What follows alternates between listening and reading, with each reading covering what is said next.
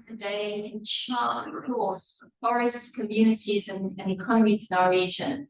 So I encourage you, from my heart, be bold, forge new partnerships, talk to the person next to you that you've never met before, and talk to 3 other people in the coffee breaks. Identify scalable and accessible opportunities. Commit to coordinated regional action that starts right now and continue when you leave this room. Together, we can ensure that our forests remain not only carbon sinks, biodiversity havens, but are also pillars of this inclusive growth that we all strive for. Once again, I would like to thank all the partners at IUCN and my amazing growing team who pulled this together. It's led by our remarkable head of programs, Nicole Hefford. Thank you for bringing this event to life and with your leadership and passion.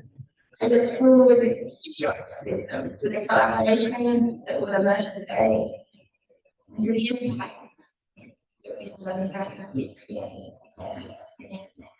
Thank you. Have a great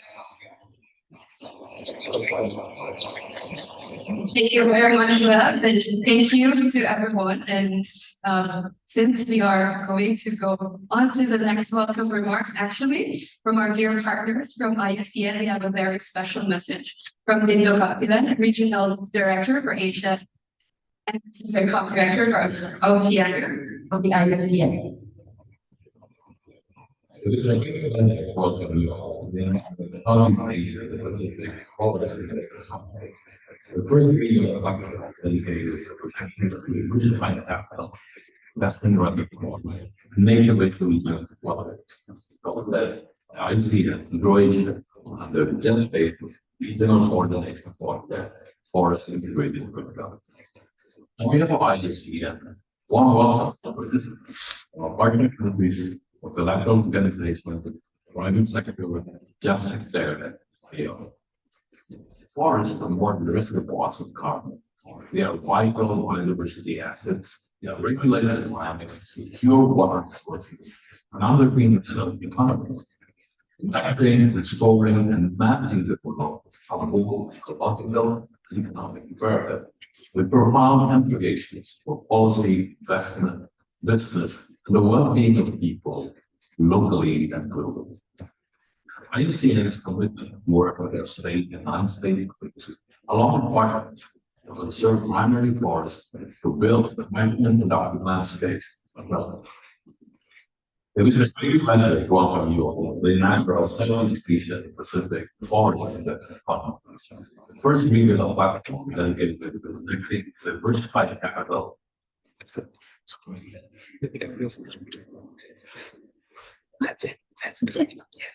Right. Thank you very much for that one message. We will be, we're on a roll. So thank you so much for the warm welcome from our colleagues from CHEF, IUCN, to that message as well. Now, to help us round a bit of the discussion and something that we're actually quite excited to share, just an initial overview, I would like to invite Rishi and Lee from IUCN to present to us some key insights from regional stock-taking report that will highlight regional opportunities and challenges in financing of the nature-based solutions. Richard.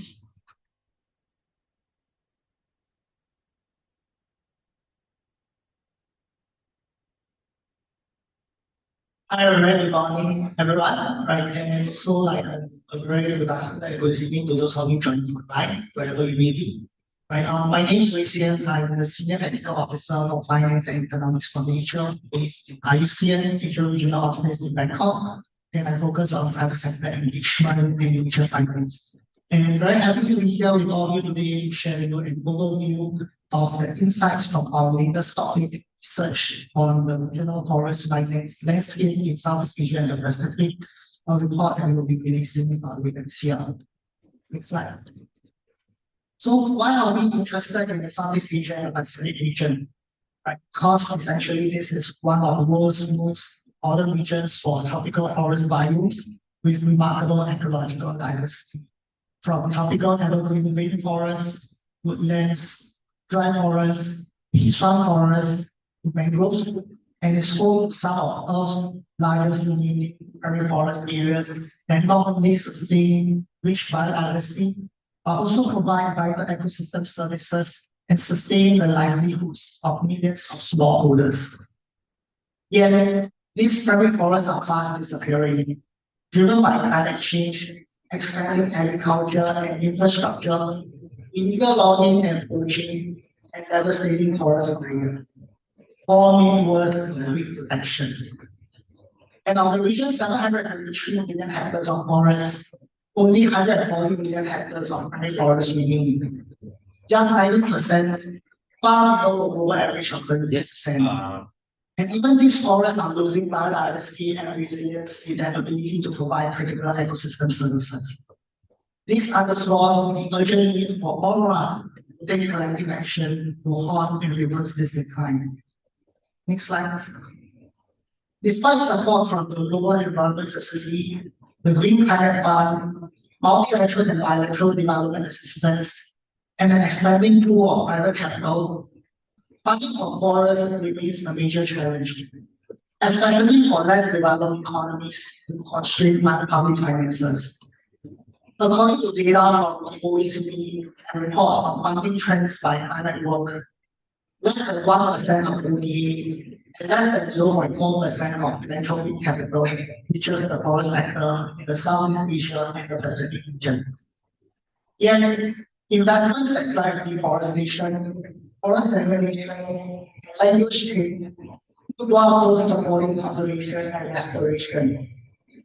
Redirecting these capital flows, including over 160 billion of US dollars in harmful subsidies every year, to push fewer illegal logging and sustainability forestry, including driven deforestation, to unlock and community to climate, biodiversity, and local livelihoods. The country with the sustainable and regenerating forest economy in the region represents not only a strategic long-term investment, but also in the economy of the South Asia and the Pacific and $205 million US. Including the production trade of timber and non-timber forest products, forestry and chicken agriculture, community forest operators, forest green tourism, and green carbon private market, including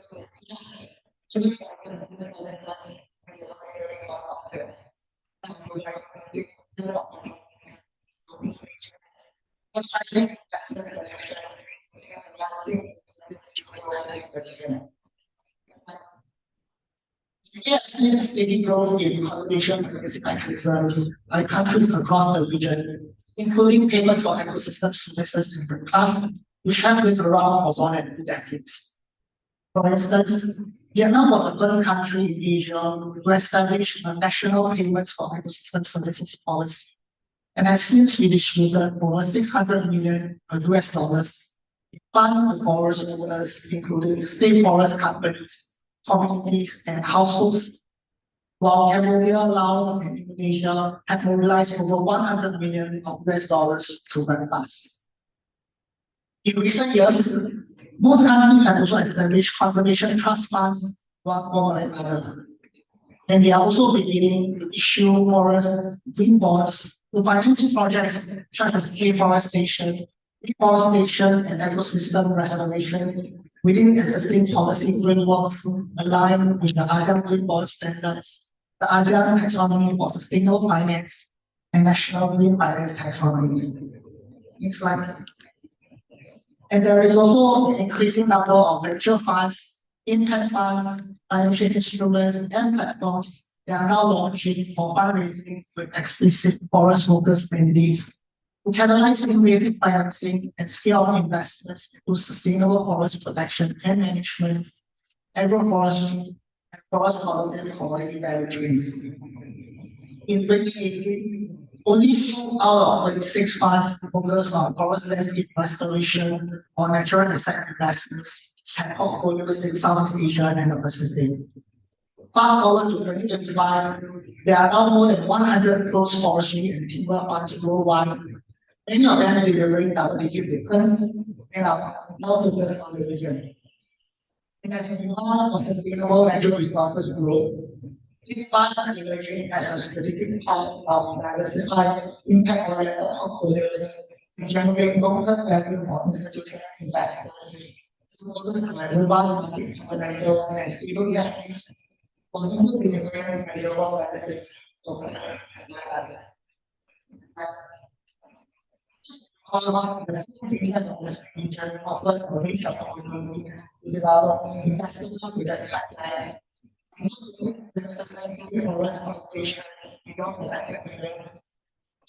Drive happening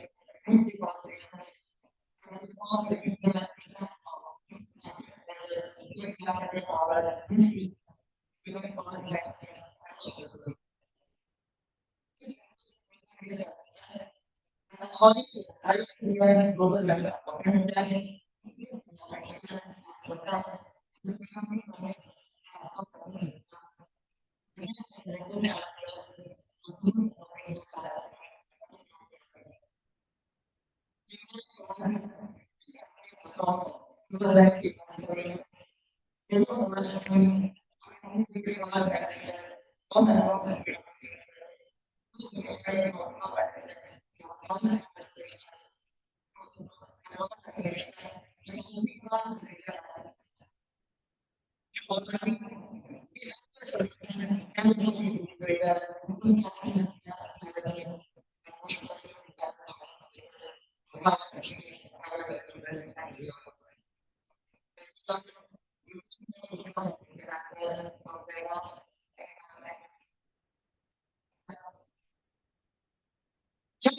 technologies and innovation also offer opportunities, right, and have the potential to reshape sustainable forest management.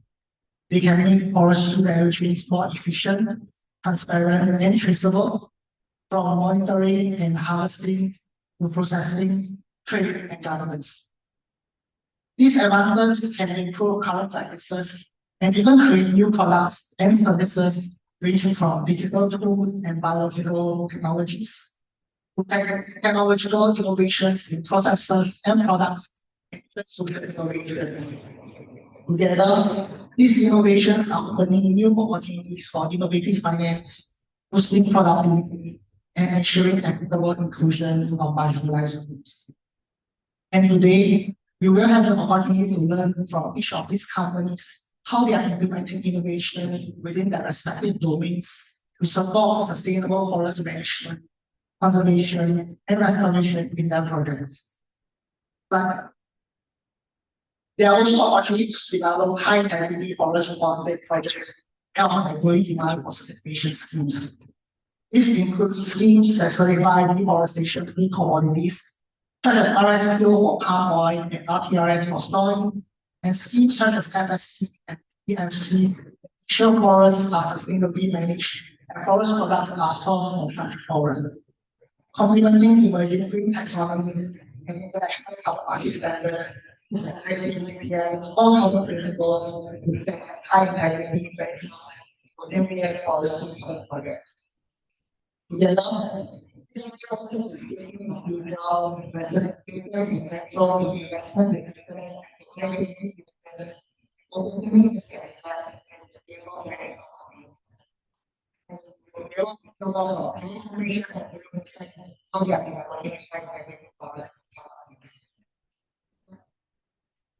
and sustainable forest development and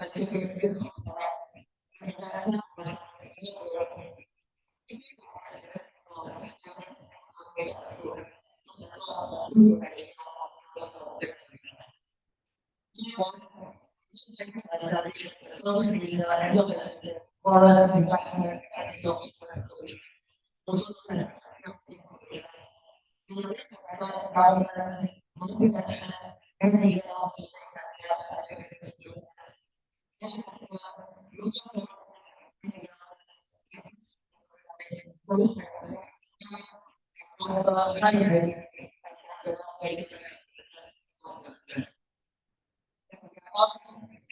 whole.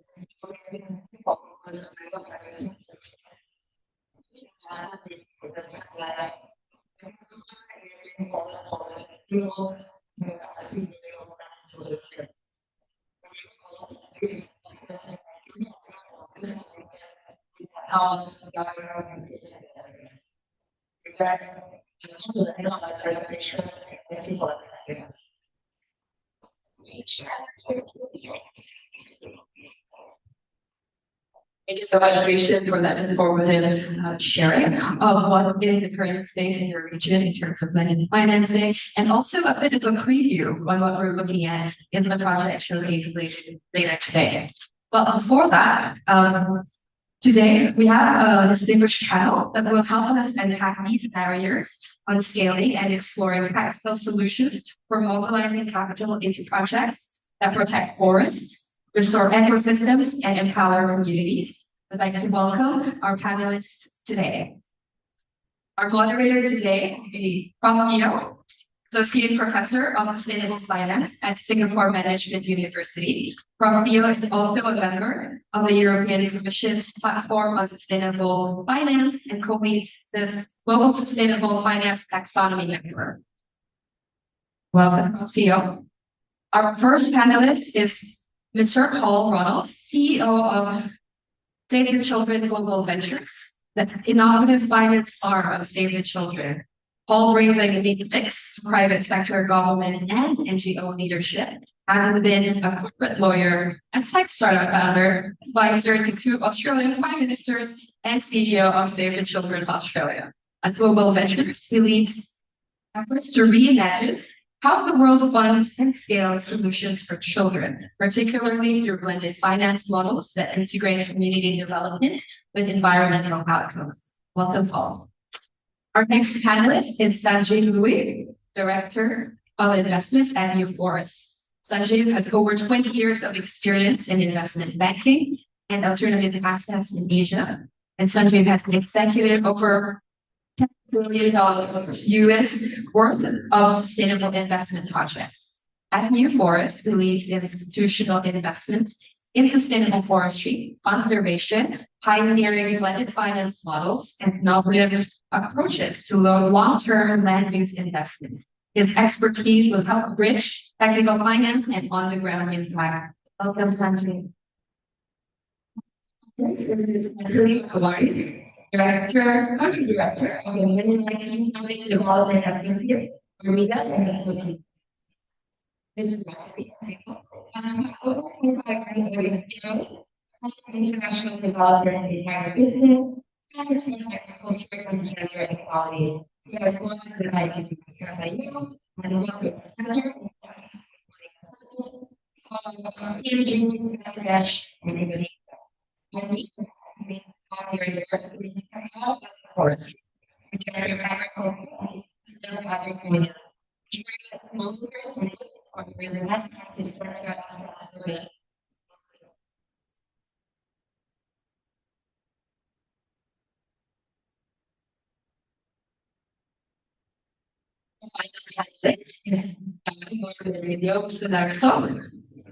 Senior Investment Officer for Sustainable Landscape at the Global Green Growth Institute focusing on Indonesia. Gama brings over 11 years of experience in climate smart, RED Plus, and measurement, reporting, and verification, or MRV. She works across government, private sector, and communities to design innovative financing models for forest conservation and landscape management. Through her leadership in projects such as FAR, Gama has advanced investments that combine climate resilience and inclusive green growth. Welcome, Gama. Ladies and gentlemen, please join me in welcoming our moderator, our CEO, our distinguished panelists, Paul, Sanjeev, Nat, and Gama. Over to you. Thank you so much, George, and good morning. A very warm welcome, everyone. First of all, a big thanks to IUCN and the Grow Asia team for having me.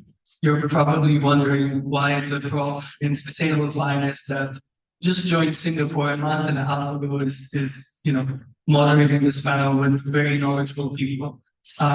Just a bit of background. I wasn't born in the forest, but very near the forest, in a very small town, about 9,000 people in Romania. Some of the last untouched old growth forest in Europe. And then I moved to this place which was really depleted of all nature, that's Scotland. So I also got to see all of these hills that used to have forests, but then have none. And there's not much economic activity going on at all. 200 years after we witnessed deforestation. And now it's here in SMU, we're building a nature finance, climate and adaptation finance lab, using local knowledge. So if you'll allow me, I'll be the newbie in the audience, knowing a lot about nature, deforestation and data, but learning about the local context as we navigate important questions. I was really moved by Beverly's keynote, so I will try my best to frame it as not looking at how you empower smallholders, but actually how you invest in businesses, which is a very important language and framing.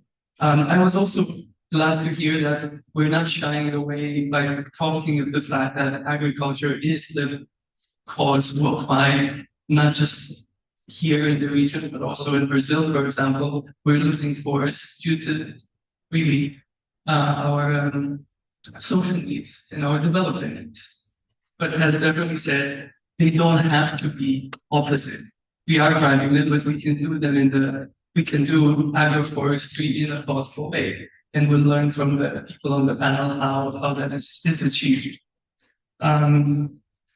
Just the last mention, I understood blended finance is tribal, and again, this is the other quote that I took from Beverly's keynote. And maybe we can discuss that a bit, because a lot of the distinguished panelists actually are looking at blended finance models. So let's see how tribal it is and how it becomes more sophisticated so that it can be sold to a global investor audience. So with that, let's start with the person to my left, with Paul. Why don't we start talking about what your organization does to save the children? Also, on your remit on the global ventures, how do you look at investing and bringing together the mission of children, but also forests and economic development? How do these social and environmental goals tie together? Thank you. Thank you for having me. I suspect a few of you might be saying, so why is someone saving children here? And I think there's a number of pieces to this. And one, from a sort of macro perspective, of course, I think all of us would say that we're at least partly, if not fully motivated about ensuring that there is a planet for the next generation. And so the work that you're all doing here and that you're all involved in is right at the heart of a child-focused world. But more specifically, Save the Children, which is one of the world's largest non-government organisations, has relationships with about 2,500 communities globally. And many of those communities are stewards of very important natural assets, including forests in many cases. And so from a Save the Children perspective, we would say that to have any sort of sustainable development, any sort of sustainable change, communities must be at the very heart of it. And for communities to be at the very heart of that sustainable development, that sustainable change, you must have a deep understanding, appreciation for that community, for its political dynamics, for its governance mechanisms, and all of those sorts of things. So for Save the Children, that has been in many of these thousands of communities for decades doing long-term development work, actually it's very natural for us to think about how we bring together both the environmental and social aspects to make these projects much more sustainable. And I think we're going to talk a little bit more about what are the recipes of success and what are some of the barriers. Perhaps we can go into a bit more detail about how we bring those two pieces together at that point. Why don't we get straight into it then? So, in your experience, Paul, then, what is the key issue to be solved? So, what's the pain point? And then how are you addressing it? Yeah, so I think from our perspective, there's sort of three key secrets to success. I've already started to talk about the first one, which is making sure that communities are at the very heart of what it is that we're trying to do. I think early on, not so much in this room, I suspect, but early on, there was this sense that environmental protection and development were on sort of parallel tracks that never merged. And I think that's a real problem. If community behaviour change is not at the heart of our environmental protection, it won't be sustainable. And so that's the first issue. The second issue is the spectrum of capital that is needed. From a Save the Children perspective, what we make sure we bring to each of the projects, the nature-based solution projects that we're involved in, is that full spectrum. You do need higher concessional philanthropic capital offered at the outset to make sure that you have got the room to be able to build up the relationships with communities, to make sure that you are understanding their context, that you're creating the right incentives for projects that will last 20, 30, 40 more years. So the philanthropic capital at the outset is very critical. You then often need concessional or bridge financing type capital. So capital that will take you from philanthropic through to the fully commercial. And finally, you need commercial income. And you need the commercial capital, and you need it at scale, which brings me to the sort of third, I think, item for the success, and that is the sort of aggregation that's needed. Capital markets need to have investment opportunities at the sort of scale that make the transactions viable. And often the sort of projects that organisations like Save the Children might begin with are subscale. And so how do we aggregate both the buyers, for example, of voluntary carbon credits, together with communities that have got this, so that we get a project that is bankable at sort of scale. Okay, so that's a wonderful framing. Communities, incentives, scale. Let's take them one by one. It's a nice way to segue maybe into Natalie's work. Start with communities, right? Let's talk bottom up. Natalie, could you please tell us more about the work of Meta and also how communities play a central role in without getting it's not by the sounds of it, if you don't get that piece right, nothing else works. So would you tell us more a bit about it, please? Sure. So at NIDA, we are really focused on transforming agri-food systems to promote economic growth and create decent work for the communities and all the actors across the value chains. In the Philippines, specifically, we are implementing projects that incentivizes SMEs, the cacao agri-food sector, from producers to consolidators to chocolate manufacturers, incentivize them to adopt gender, environment, social, and good governance practices. I know those are really big words, and it's been a challenge to say those words, smallholder farmers to cooperative and get them to think. But essentially what we're promoting on the agri sector is really focusing on soil health, because that's where biodiversity starts. So for cooperatives, for example, we're trying to veer them away from heavy synthetic chemicals that kills everything in the soil, make it there. And so we promote more biological-based controls, less synthetic, but not necessarily entirely gone. And then we also worked with private SMEs that are investing in agroforestry. They are in carbon trading. You work with the communities and share, the carbon profits with farmer groups on a 60-40% basis, more 60 for farmers, and they can invest this in agroforestry. We also work with the Philippine Eagle Foundation. educating communities in terms of biodiversity. So there's a lot of stats. Everyone knows here that, biodiversity or birds and symbiotic relationship with agroforests, like the cow farms, the forestry sector. You have more birds and species or diversity, and it can increase yield in cacao, for example. So, in terms of working with smallholders, they have a mindset that they've been sustain fertilizers, and we're turning them towards regenerative agriculture, more focused on soil health. So it's a mindset. It's difficult. So you have to prove for them to show is to believe. So we give them inputs, biological inputs to try out in their farms. You use this, you will increase biodiversity in your soil, lower herbicides, more plants, more insects, more birds, and you are in the forest. And help them. We have citizen science monitors that we train to monitor flagship species of birds in that area.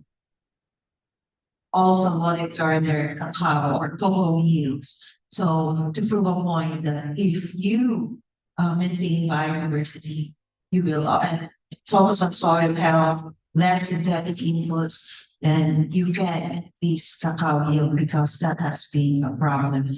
And in terms of investing in forest systems, the hard who are the people in those agroforestry systems? So sorry, the communities, the indigenous peoples, and to the point of fall, you need to invest in them so that they understand why it's important, and more importantly, as to what Beth says, let's not call them smallholder farmers. Let's call them farmer businessmen. Let's steer away from farmers' livelihood to farmers' businesses or agri businesses. At the end of the day, what really matters is money in their pocket. So for NIDA, we also focus on making sure that they are earning from their agroforestry enterprises, while at the same time protecting the environment and the forests in the area. So money matters. Yes, very much so. It's interesting. So you mentioned it's a constant uphill, sometimes downhill battle, but mostly it's a continuous educational outreach effort. Do you have any words of wisdom in terms of? I understand money as an incentive. That's probably a driver from the private equity funds in the room to the businesses on the ground. How do you, besides showing the money, how do you get them to realize that? Would you do? Are there any examples that you could draw on to say, hey, look, this is a way in which they change their mind, or is that it's not really that sudden? It's just a long-term, slow type of change. But you can talk a bit to what the tipping point is really for the community. Yeah, that's where bridge financing. So it's a transition. Anything in agriculture, when you transition from one system to another, you experience, a decline in yields as you change. So, for us, our experience is that we have to take things really slow, right? So biological, this is a beneficial food chart. Put it in your soil and around your trees, and you will see the yield. By slow meaning they only try it for 25 trees in the first year. And when they see the difference in terms of flowering of the cacao versus the trees that were they see synthetic inputs, that's when they changed their mind. Last year, regenerative farming was sounds almost like a dirty word, but now more and more people are adopting it because they see, at the end, in the forest, we have indigenous knowledge. We know why the environment is important. They know why the environment is important. They just need to see that earning from agri enterprises and protecting the environment are not mutually exclusive things. So if you want your forest investment to be sustainable, make sure that the communities there, whether they're indigenous peoples, whether they are cacao farmers, coffee farmers, or fresh vegetable farmers, are earning from their enterprises in those areas while rainforests engaging in planting new trees or protecting the trees in the area. So building that track record and evidence is to change climates. Maybe we can change tracks to evidence and I suppose track records, incentives and scale. First, maybe I can get to maybe to Gamma because it flows naturally to how do you create that type of scalable environment and how do you, from a policy perspective, how do you watch this space, understanding that the businesses on the ground are empowered, they change, but then they gain scale. What was that was Paul's challenge to say how do we get to that scale? And I'm personally curious how do you navigate that from a policy environment where let's say perhaps the policymaker or the government isn't as involved. And if you would like them to be involved on what should they do, right? So could you speak to that? Yes, so thank you so much for the questions and also from Gigia's side, especially in Indonesia, we have several projects that we are working, but only ones that really touch investing in forest projects. One of them is Kikiba. So we want to work with governments on the investing in the components, the frameworks that already developed by the governments in Asia. One of them is also very much linked with what Natalie mentioned, which is the community-based enterprises. So in the social forestry frameworks, we trying to work as a catalyst between the community-based enterprises and how they can scale up and access the finance. Because this is something that's usually like of the community-based enterprises in Indonesia. They are looking for accessible finance, which the government actually already have that.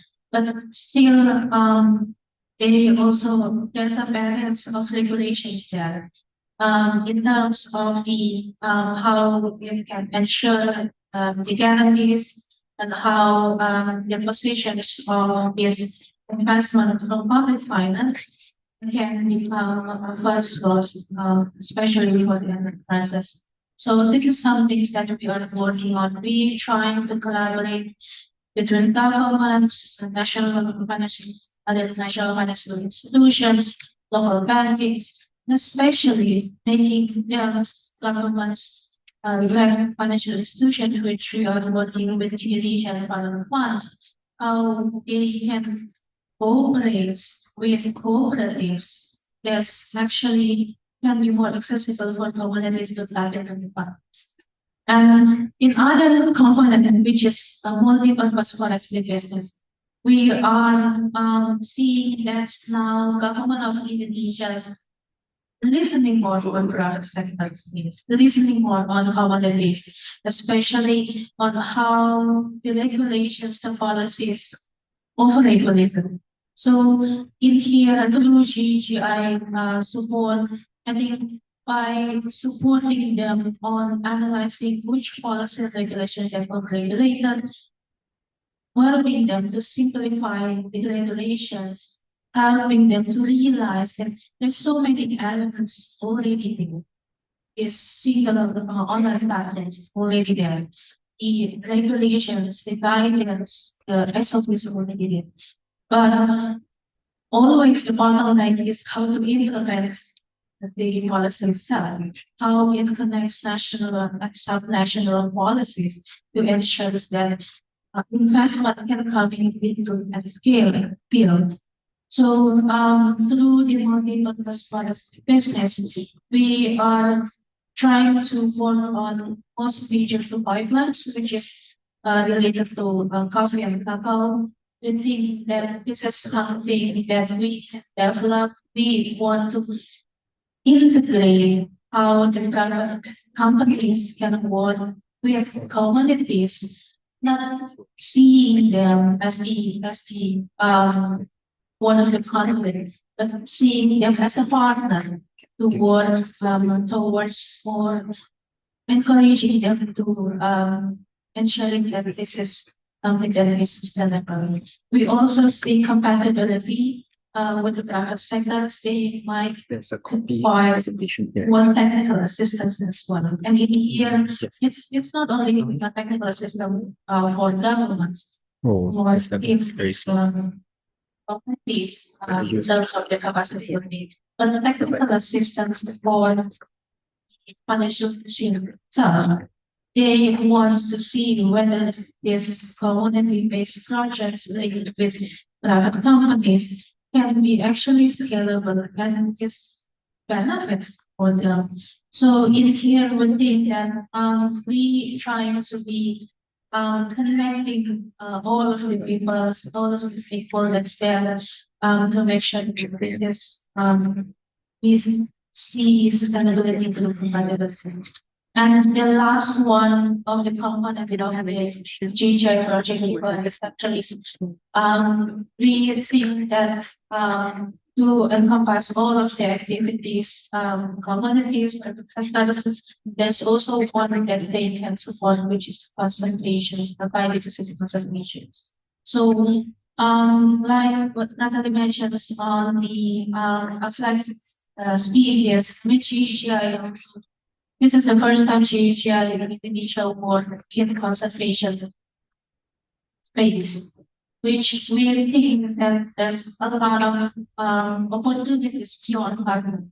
And we see that through biodiversity credit, which there's a lot of architects there, but not all are compatible with Indonesia local context. So in here, through this project, we try to support the governments to see which regulations, which policies that they are needed for this biodiversity.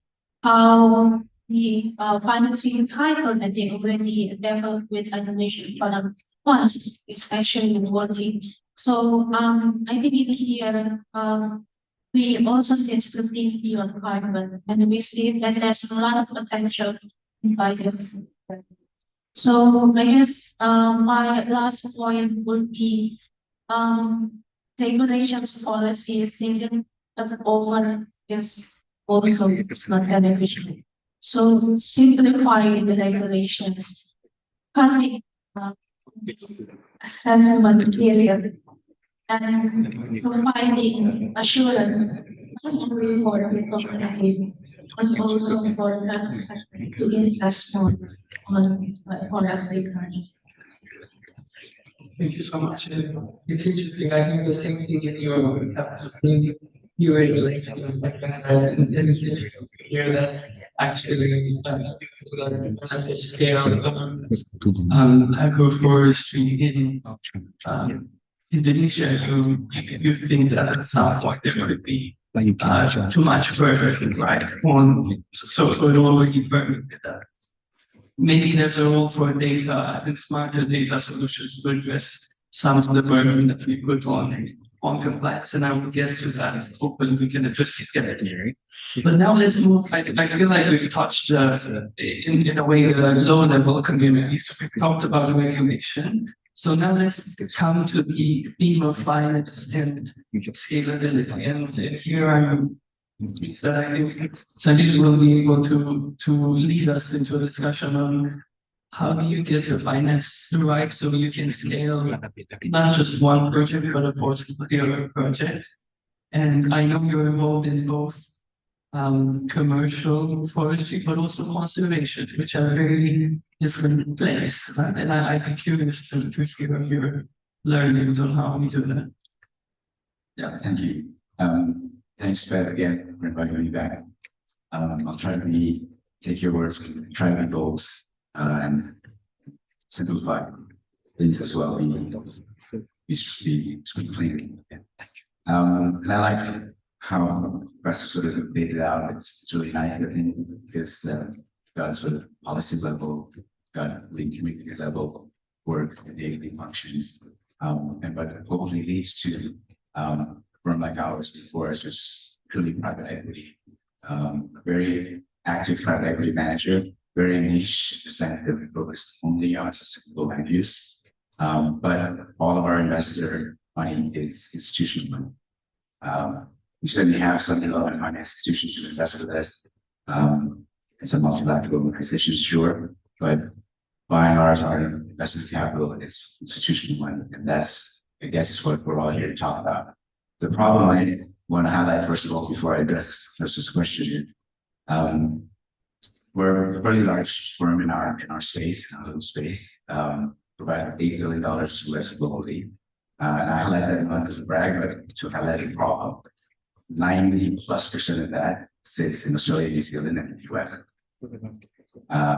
Of our major competitors, some of the names will be very, very well known to you: Manulife, MetLife, BTG Pactual, even firms like Capital, Russian House. All of them were the only ones with a direct footprint in Asia and Africa. The only one. I'm not sure if we're smart or crazy or stupid, but that's where we are, and we expect to remain here. We've had 2 funds set up in Southeast Asia. They're very modest. The first fund was 170 million. We thought we did really well for that. Unfortunately, the second fund was smaller. It was a very difficult time a few years ago. We were faced 130 million. The only difference between those 2 funds, and this coming to your point, Professor, is the first one was purely focused on sustainable forestry investment, so commercial timber operation and associated related processes and investments. The second fund added a component of climate finance, so we looked at conservation projects as well. So we added the voluntary covered markets to that mandate. It unfortunately raised less money, so we face a lot of challenges, sort of identifying the right types of projects to mix conservation with our initial forestry operation. But that's a big challenge. We've got so much money sector that's very well understood globally, but in Asia and Africa struggles to attract those same investors here. We're very pleased that we have about 9 investors into this fund. A lot of them are Asian-focused investors, broad diversity, banks, financial institutions, multilateral organizations. We have corporates, and we have a sovereign wealth fund, zero here. The nice thing we have from them also, and should always to be encouraged in terms of being bold, we also have blended finance baked into this. We have both, we have 2 sets of investors here, or 2 sets of shares, class A and B. Investors can choose to invest in either A or B, has a different waterfall of returns. So some of the investors have chosen to invest in both classes, prioritizing the fact that they want to value the impact outcomes that we generate from our portfolio. So they've said, if you invest in communities, if you invest in their climate, if you invest in biodiversity, we want to encourage you to do that. And we're not going to just say that to hear about it in a narrative form. We want you to value it. And if you can show us how those are, how those impacts are generated, we will that are taking a lower return. And I think that's really powerful. So remember, it's not often done, it's not done at enough scale yet. It's working for us. Allows us to look at investments or areas of a project that may not generate the same hurdle rate that our a pure commercial operation would, but we can still pursue that because some of our investors say, no, please do this because we will pay for the difference. And we will value that output that they're investing, whether that's community, livelihood, whether that's biodiversity, whether that's usually. I think that's how we tend to look at it. That's a challenge also we have is to institutionalize that and spread that method, but we are very mission oriented in trying to demonstrate that it does work, it can work. One other aspect of what we have that's interesting is also we have something from the Restoration Sea Capital Facility. So we have some grant money that we can use help some of the companies that we work with the due diligence process for the assessment for feasibility, etc. that we need to do to be investment ready for us.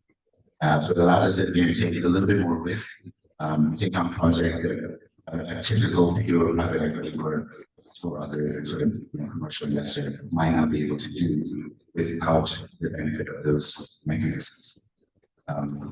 So that's a good starting. Absolutely. It's interesting to hear that you do have investors that have willingness to pay for impact. So to some extent, they bridge a bit of that. The concessionary, let's say, of funding space. But just also reflecting on WACN announcing the coalition, the self-fit.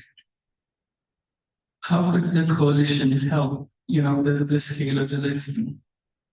And then who needs to come at scale to provide that type of concession? And in essence, we're talking about providing public goods to some extent. We don't do that well in business schools, and I think we should do better.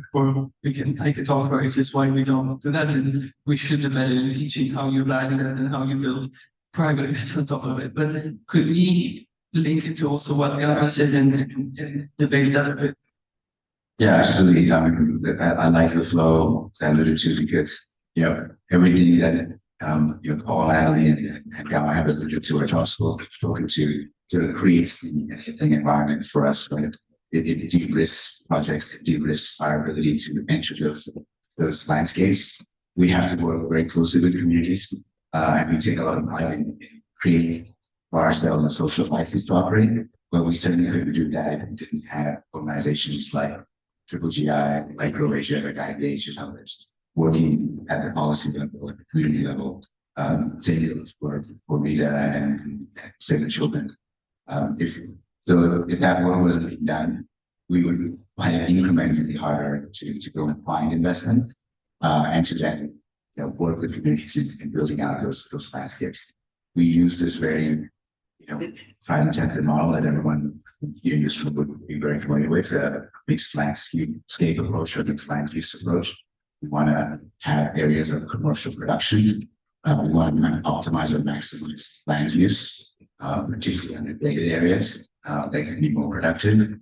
But that also has to come with recognizing which areas need to be conserved, which areas need to be protected. Climate finance that gives us another avenue of incentivizing communities and investors to participate in that conservation. And then we need to look at areas that need to be for the communities use, to continue use and recognizing the rights that indigenous communities or rural communities have to continue to use the resources that they've always depended on. So we look at the forestry models as well. But we wouldn't be able to do that unless there was this leading environment already set out for us. I know in our few discussions, Paul, you have a lot to say on that front, on what is exactly that we need to bridge that concessionary capital gap at scale. And I know in our discussions there was a big it depends. So could we explore with the boundaries of the it depends of what kind of concession do you need and what kind of scale? Yes. So, some of our sort of preparation for this discussion today, we spoke about where projects are at in terms of the different stages of development, how ready we are to engage around a nature-based solutions project. We've really touched on, for example, so the regulatory environment. So if we think about why so many of Sanjeev's colleagues are not invested to low and middle income countries, it's because it takes patience. Natalie talked about the patience required to work with the community to make sure that the community is in the right place. Feels like it's being done to them. It's being done with them, where they're actually leading the project. So is the community in the right sort of place, and the level of concessionary capital finance that we might need will buy us the time that we might need to make sure that this project is going to be sustainable in the way that Sanjeev is talking about. So that's a big piece. And then there's the issues that Gamma's been talking about. What's the regulatory environment like for these projects? And I mean, while many of us in this room have been active in this space for a long time, but many governments, this is still a regulatory environment that I would say is underdeveloped. So some countries, there's very limited regulation to begin with. You've seen this region moratoriums on projects while governments put in place their regulatory frameworks, and that of course adds time, which then adds cost to projects, which means that you need more concessional finance. And then this is the sort of process of this. We've got about 15 projects at the moment, nature-based solution projects across the region in various stages of development and across different countries. And each of those governments have got a different process in place, weeks, months, in some cases years. All of that adds uncertainty, it adds risk, and it adds cost. And so it depends on the question is a factor of all of these pieces to get a quality project up at the end of the day. See, we get a masterclass in the risk profile, and you will have a term sheet for everyone leaving today. So you don't have to bear the questions of the new too much, and that's why I suggest we open up to the questions, because there's so many knowledgeable people here today, and it's better if we address your questions. So with that, let's open up to any questions if there are. Quite a couple.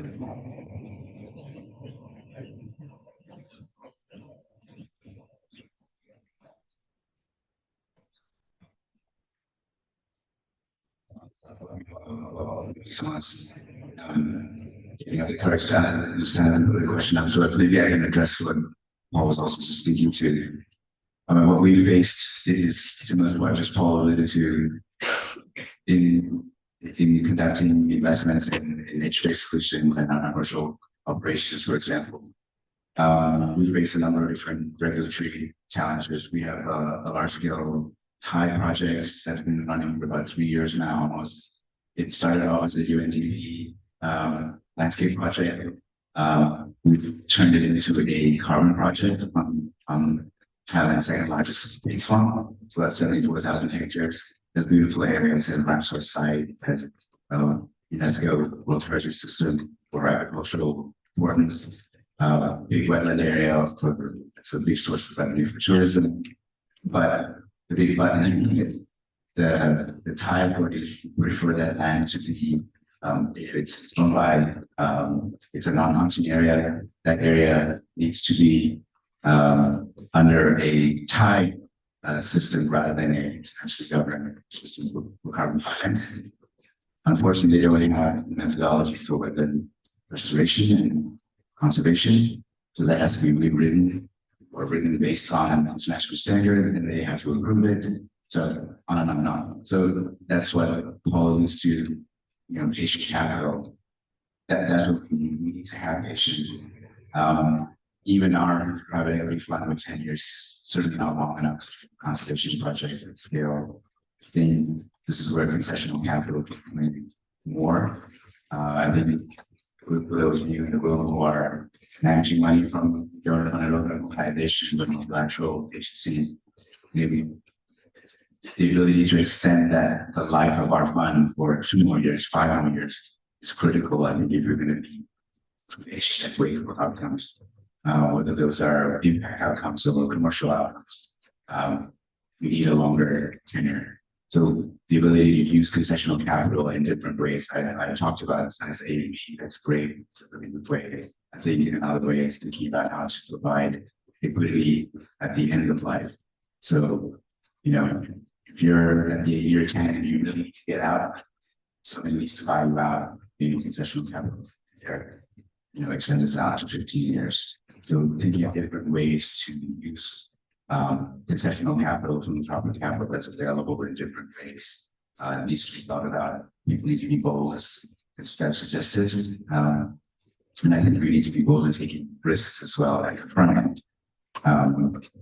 In carbon, for example, the other thing we face this past 18 months, not 24 months, the carbon markets really got very frothy and then it died away and nobody wanted to invest. And then we're not really set up, or private equity fund is not set up to go and take very early stage risk, but we had to. So we went and started giving money. We went and had the usual organizations, conservation organizations, the donor funding guys, and said, can you get some of your grants to do some of these projects? They said, yeah, sure. It was 6 months. We don't have 6 months. This project will be there in 3 months. So we started investing. And at great risk because we put investor money, which is really not generating a return. Just gave it even before we had an investment. Unheard of private equity. I'm here next year talking to you about that workout. I'm not sure yet. But at great risk, we put money in. We're doing money, you know, second line exposure. We put it in those through cycles of uncertainty, regulatory uncertainty, environmental uncertainty, no bias for carbon markets, all of them. So, okay, in 2 years, when these projects start to issue, we will be there. These things will come along with us. But if we don't invest now, they won't have any projects. There won't be any supply. So we took that decision. I don't know if we're going to be right. I hope we are. Otherwise, you'll hear from somebody else next year. So you see, it's private equity does provide concessionary capital, right? We only have like 5 minutes in a sign. So yes, you have 2 questions. One quick question. Hi, thank you so much to the panel. So this is a question for Sanjeev. We've talked about patient capital, we talked about operational risks and regulatory risks. But one critical issue that we face is that so we involve ourselves in biotherapeutics, and the very critical issue that we face is very high CapEx in the beginning. Now, the question to you is, when it comes to investment, what's the inclination when it comes to, let's say, there is some level of security and collateral based on the asset that is backing the entire project. However, obviously, with the consideration that there is depreciation over time, whether it's 7 years or 10 years. But then the idea is that the amount has invested a very significant percentage of it goes to CapEx. So in that situation, what would be your position when it comes to these projects? Before Sanjeev answers, could we take the second question too? There was someone else, as we all have 4 minutes. Hello, this is Leonard clarification. On the regulatory point, I'm curious to know what you think is the ideal regulatory environment that we should be advocating for, and specifically, I'm thinking of things like how much carbon tax, right, that we should pay from the project to the government, what kind of community benefit sharing guidelines. A lot of these things are being regulated right now. You know, how do you think about what we should advocate to the government, right? Because we can just go to them and say, don't regulate us, or we can, if we proactively propose something, And I'm wondering what is the ideal state that you would say to a government official that's actively thinking about this right now?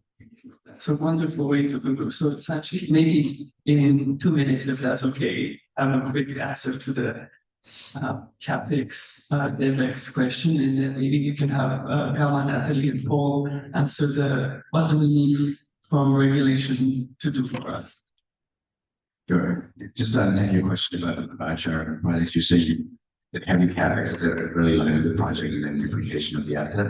Yeah, exactly. So the risk applies more towards essentially the depreciation of the land. But then in the initial phase, you can always structure it such that you can say that part of the risk is undertaken because of the assets being there and just so something goes wrong, essentially that's a tax of the risk. Yeah, I mean, I won't speak specifically to biochar for us that we have to investing in it, but carbon or multi-market carbon projects generally, if you're relying on the products plus the carbon credits, at least you have a diversity of revenue streams, perhaps. Otherwise, you only have one, maybe one or the other. Yeah, I think the problem with those assets will always be that we have a very binary risk outcome. You first of all have to invest heavily, no cash flows, and hope that there are buyers at the right prices for you to continue to run sort of an annuity on that asset for long term. That is typically how it looks like. It goes well, but right now there's a lot of uncertainty in terms of whether that inflection point will arrive. So maybe now we start. Thank you so much for that. With Gamma, seeing the 1 minute sign. So maybe just concise concluding on what do we need from regulation. Yeah, I think the most important one is the advocating the transparency, because the use in Indonesia successfully by having this robust system, among-based system, and also ensuring that we are following the transparency level that we are also agreeing in the UNFCCC. The result-based financing comes through the plus for Indonesia, and they are receiving our government specific more and more of the result-based financing, and it will create another one for the future. So I think focusing on transparency is the number one, and the second one is having a simplified regulations is a must, because investment will not wait. We need to simplify the policy and regulations that is already there, the existing one, and to ensure that this can work beyond political agenda.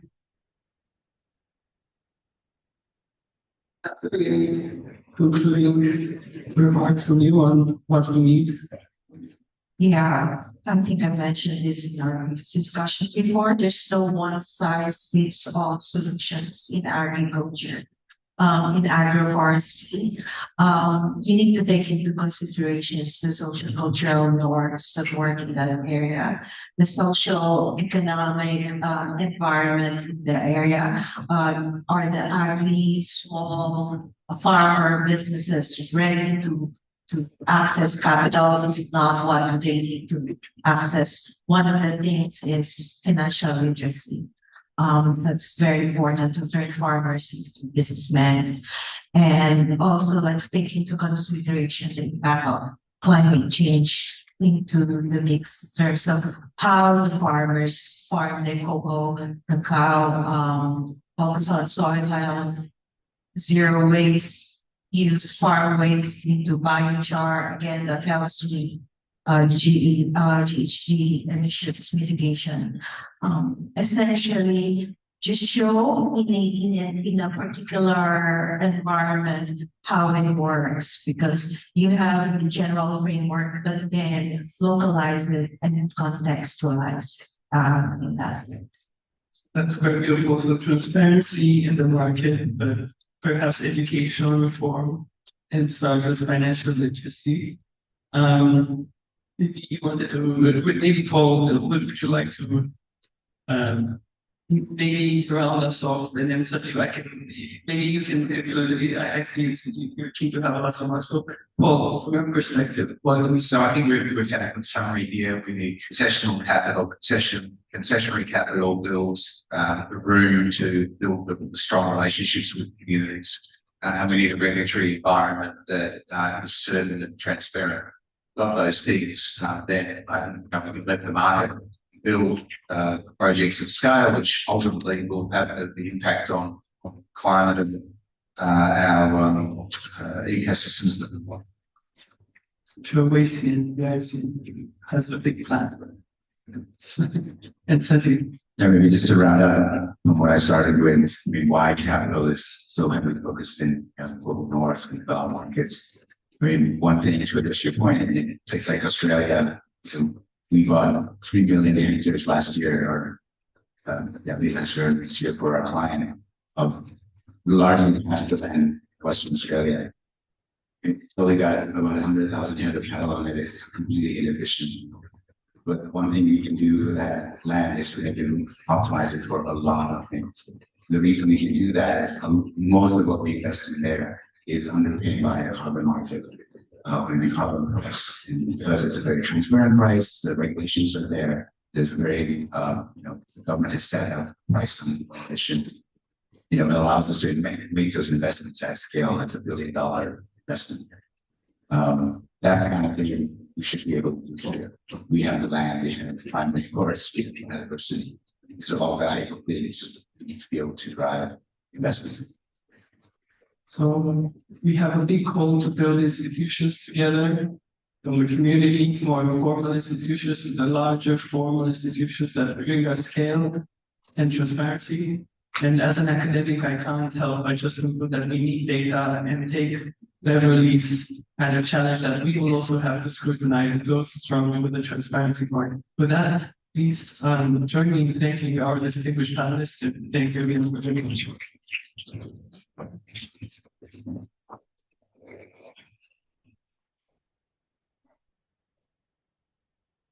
Thank you very much to our distinguished panelists. That was a very insightful discussion. I think there are some reserved questions as well from before.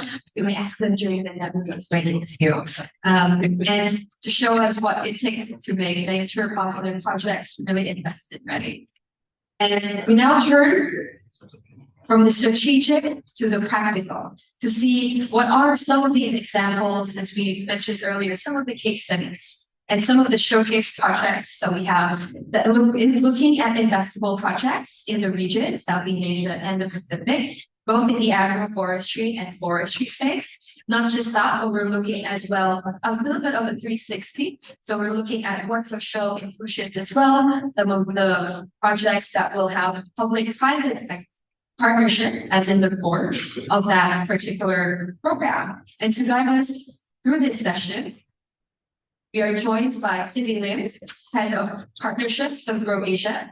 Cindy has been in the forefront of our work in bringing partnerships together. And as Bev mentioned, unlikely partnerships. So join me in welcoming our moderator for our project showcase today, Cindy. Hi, good morning, everyone. Thank you again and welcome to come to this conference and have this very important discussion with us.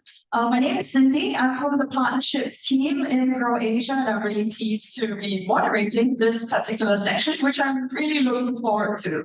So this section, as you can see, is titled From the Ground Up, Investable Projects in Forestry and Agroforestry. So what we're going to be doing is showcase a couple of projects and ideas that are being developed from the ground up, exactly as the name says, in real life. We have about a series, quite a number of projects that we're going to be going through. So we're going to be keeping it light and snappy. And so to the presenters, the project presenters, we're going to be strict on timing, so that every single project can get the time that they deserve. So I thank you in advance for staying to time.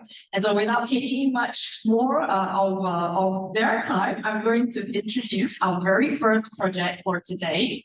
The first project is called My Farm Trees, and it's going to be presented by Rina Jalona of the Alliance of Biodiversity International NCI. And this project is going to be about forest and landscape restorations. With that, I'll pass it over to you, Vivian.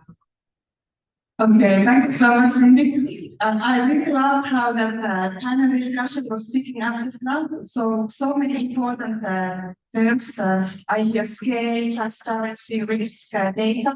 And I hope that through my presentation, I will now provide some solutions, how we at our organization at the Alliance of Biodiversity International are helping to solve some of these big challenges.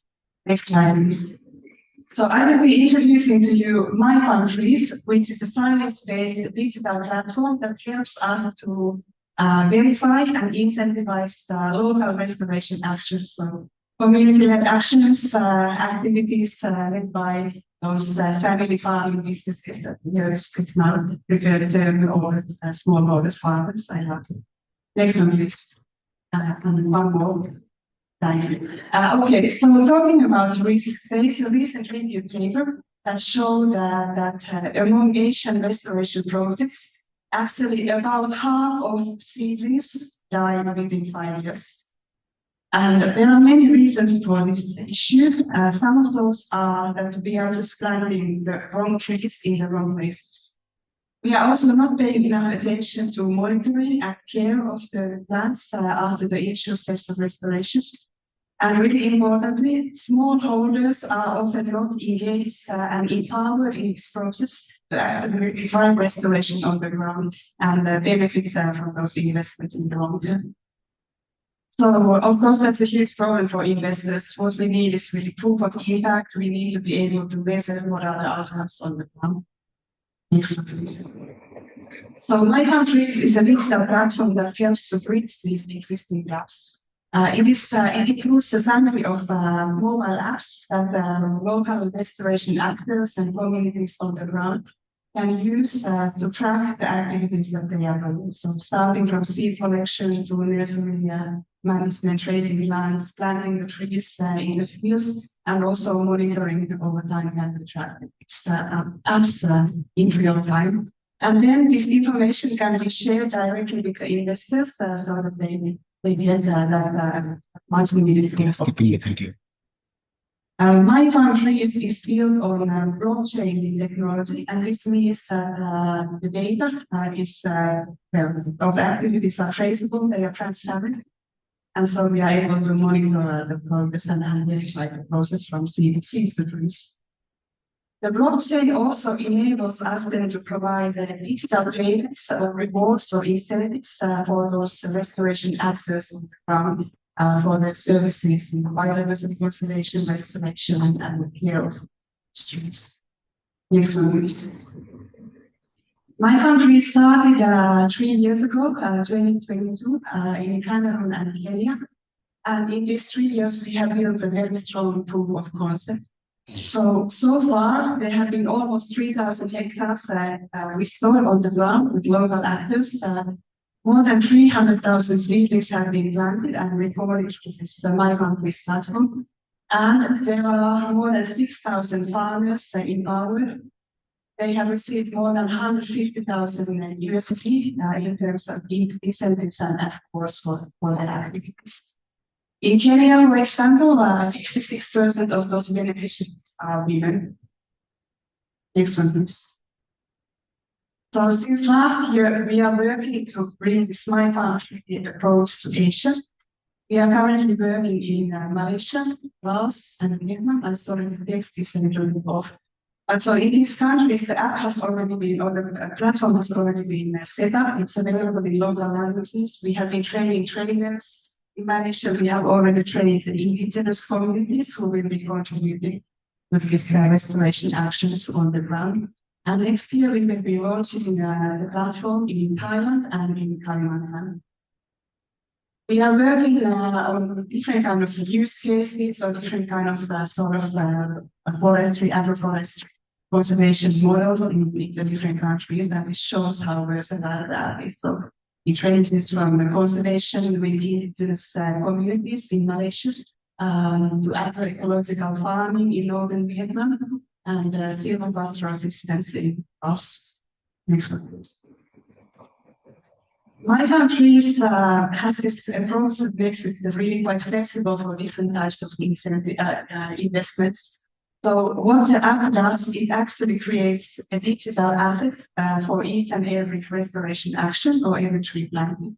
So every tree through the app of the platform will be linked to unique record. There will be information about species, location, date, and importantly about who were those actors on the ground who have contributed to the process, who are the seed collectors, who are the farmers who planted the trees or monitoring the trees.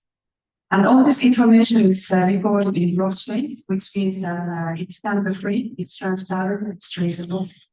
And so this approach ponders their activities on the ground and from self-reported activities to something that is actually independently verifiable and auditable. And what is more, these digital records can then actually be linked to financial value. So, for example, we will be able to make restoration payments for those actors on the ground based on these records, where they show that the trees that we planted are growing and doing well in the field. We can link this to carbon credits if those activities align with environmental requirements. And my country is actually very well aligned with high intensity carbon credits because it does that activity around tree tracking. That's required for our projects. In future, this would also be linked to biodiversity credits. It could be used for the trees could be used for collateral for agricultural loans, which is something that we are also looking at. So helping this family farming businesses access capital and reach themselves out of the poverty. Next, please. Okay, so how do investors benefit from all this? So first of all, again about transparency and trust. So instead of having to make claims that we have had so many communities, we will actually be able to see answers contributed there by home. Here is information to reduce for example, you will have the trade facility, you will have that proof of use available as value on the ground. And then also providing for the local actors taking care of the needs like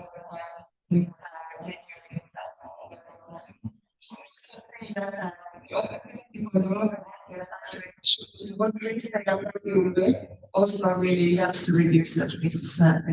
They have ownership and those restoration actions will be really meaningful for them. Since we have these digital assets linked to each and every tree, it actually helps to make or helps to create liquidity.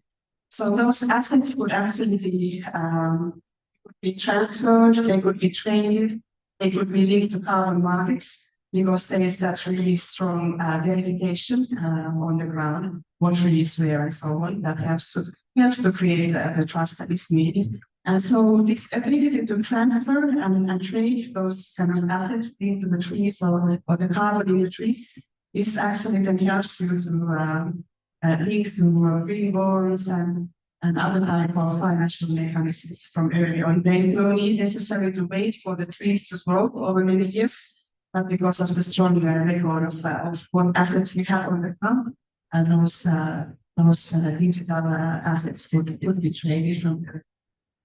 And finally, this is a system that actually keeps record of millions and millions of trees on those small family farms by those local businesses, smallholders, communities. And this is then what helps us to actually bring these to scale. Next one, please. Okay, there are a few other platforms that can be used for restoration monitoring on the ground. My country has some features that make it a little bit unique. So it really stands out for enabling these local restoration actions. So the role of communities in terms of choosing what species to plant and where is really kind of central. The role in monitoring is central. The app also provides opportunities to incentivize specific restoration actions. So, for example, you could incentivize planting of certain types of restoring in certain areas like watersheds or areas that are prone to it helps to integrate the whole supply chain from seed source to seed collection to nurseries and then tree planting. And that helps us to kind of improve the quality and trust of what is happening on the ground. So we know seed origin, we have more information about the quality. It also provides additional income opportunities for businesses on the ground. And it allows tracking both conservation and restoration actions. So new trees, but also existing trees that we want to show that we are conserving on the ground. Next one with my final slide, please. So because of the flexibility of the platform, it actually provides many different types of investment opportunities. So whether you are an impact investor or you come from corporate and are looking at ESG or supply chain integration or philanthropy from government side and so on, there's something for everyone in this approach that so looking forward to discussing further this common approach. If you are interested, and we can discuss more about work with this platform. Thank you, Karen, and thank you for going through that wonderful project. I know there's not enough time to talk about everything, but I do remind the audience we do have tea breaks and post-lunch breaks where you can approach each one of the projects and ask them all the details and questions that you'd like to find out more about. So thank you, Rina. Very nice to be here sharing the projects with you. Stands for the Asian Community Reforestation, the very long name, that's very easy to train one. For much smaller projects, our mission is to provide private patents of Asian-based solutions. And it's very based on Hong Kong, we have presence in as well. And we help big forests that are made up. So we actually signed up CSR from one of the largest non-bank financial institutions in Myanmar. And one founder decided to do something more to deliver foundation-based solutions. So we started in Myanmar with just the Nature Conservancy and recall, people in forests. Of course, no one saw the crew coming back then. And in 2022, when I joined the company, my first big assignment was to do forestry due diligence with recall, looking at their community forest electric credit program. But in the course of that 2 weeks, talking to communities, we found a lot of great demand, strong conviction to restore these forests, but a lack of capacity to do so, where we started thinking about big rodeo. 2 slides later.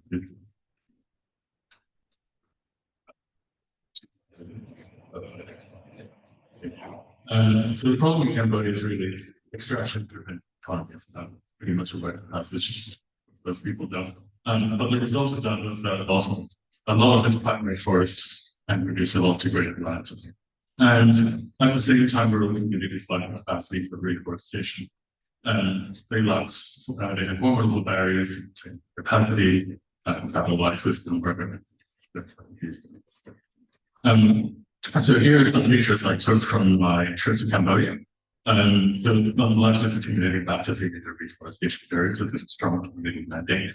So it's clearly delineated, part of the good groundwork that recall has done there. And here you see the community has conviction to reforest, but so far without success. This done to 75 years old, I asked. Next slide, please. And so, of course, this is on top of our original challenges. We're a small company, and so we really have to raise capital from scratch here. And so our founding thesis was that nature-based solutions only scale meaningfully with private capital. I think especially with the government funds are dwindling. The fragmented landscapes we work in, a lot of these community forests are dispersed. There are mosaic landscapes, so it's very difficult to have a nice big contiguous piece of land that makes things more complicated operationally in terms of origination. And the risk of novelty nature of an asset in an emerging market. And that took about promised a long time. And I was aligned with investor expectations for capital returns, there's cryptos and AI. Next slide, please. So we came up with the acre model. It's really the ANR model. that tries to mimic natural ecological succession processes. And what we do is plant pioneer trees, like hardy, fast-growing nitrogen fixing species that remediate the soil. And around year 4, they grow to around an adequate height to provide shade, and the soil is in a better condition. We plant climax species, and we fellow these pioneers to create income for the communities, but let's find them later, and we return this to the community by slide basis. And so really, our strategy is at different segments of the different financial instruments provide for different activities, and that enables a bit more liquidity. And we also have institutional grants to catalyze the program as a whole. Our main issue is that we pay indexes to recourse. So these communities are given salaries, that's why it's called an enterprise. And on top of that, the sale from the timber also gives them an equity dividend, as well as the carbon program gives them partnership as well. So that means it incentivizes long-term investments. Next slide, please. And so, yeah, there's strong environmental, gender, social features to this program. We try to give as much to the forest, to the communities as well. And we try to incentivize long-term conservation, much smaller scale to the pollination projects, obviously. Next slide, please. So, conservation always get scale, of course. Working with the origination partner Recon, we've looked at over 530 forests and community forests across the Cambodian landscape. And our conclusion is that there's plenty of room to maneuver. The current total addressable market is probably around times what we're looking at in phase 1 at this point. So there's plenty of room to work with. And so how do we get over the death trap that is early stage nature-based solutions? I think our show events are these partnerships. We've been very fortunate to partner with the Scene Coalition, the Southeast Asia Climate Nature-Based Solutions Coalition Incubator, for the first cohort. We've also been selected recently for a joint crediting mechanism to plan climate market feasibility studies with SHE by Japan and a number of communities, which we're deploying later in the month. And we also benefit from strong relationships with governments, Cambodia's Ministry of Environment and the Forestry Administration, as well as a strong mandate from the community forests. Next slide, please.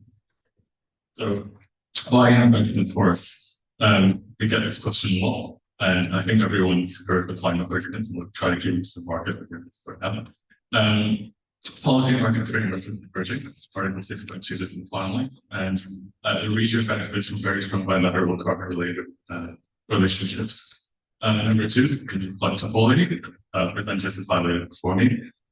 There's scarcity of integrating nature-based solutions, those with strong climate community and biodiversity benefits. Number 3 is government mandated supply gaps. A lot of governments are on this, and people realize that carbon market mechanisms are essential to climate change mitigation. And I'll point to this graph here. Here we have Japan's compliant market goal. You can see that less than 1% of the bills, which means that to fulfill 99 million credits in compliant market supply by 2030. That's about 2%. Representation of We're NASA project for Teach Forest Accelerator Program, but first, before we bring him back, he's got a video to show all of us. So, cue the video, please.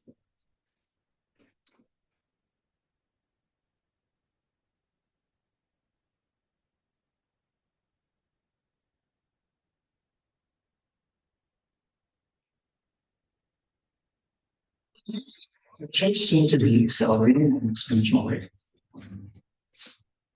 By advocating and solving some portion of the problem in 50 years, or like the next 100 years, our possibly fatally to slow.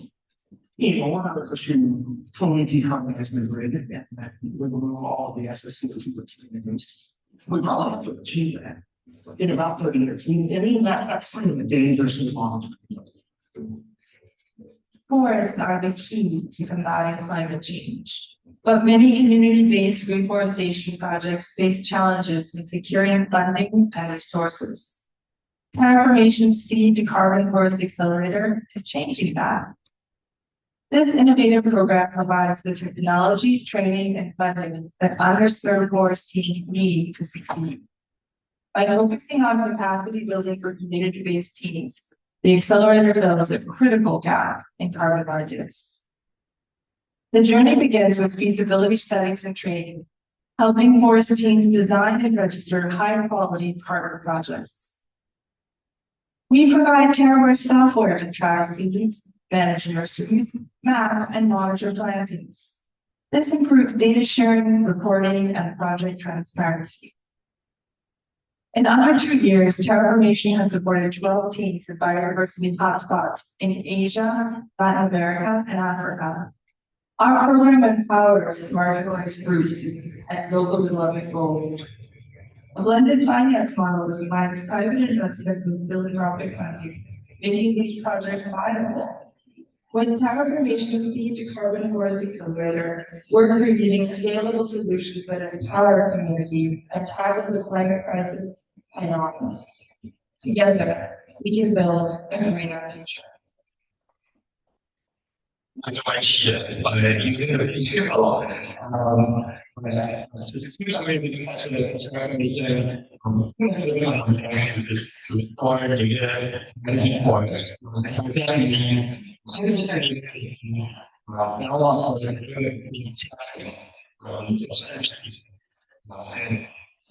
I was about funding with been very good, recognized by a lot of our peers in the industry as we continue to do this good work. Next slide. The thing that we talked about in the video is our Seed to Forest Accelerator program. I won't belabor you with the details, but in short, we really see this as a platform, as an on-ramp for forest creators to access what some might say is very inaccessible carbon market. And sometimes we like to call this forestry in a box. We give them everything from financing, infrastructure, training, planting, to get them to a stage where the project is then investable and we journey them through the entire process from feasibility study all the way to implementation. But enough of the background, I think what Crystal wants us to share today is a little bit of the challenges of working through some projects and share our learnings next. So I'll bring you to our project that we've been working with for a while in Indonesia. Here is the greater peatland forest that has been ravaged by wildfire in 2015. And let me bring you to the edge of the project. Next slide. Yes. So here you see a very jarring image. On the left, you see the boundary of our project area. And on the other side, you see a palm oil plantation. And the reason why I bring this up next is to go to my first challenge that we face. And this is something that's very real, just to balance the competing economic goals.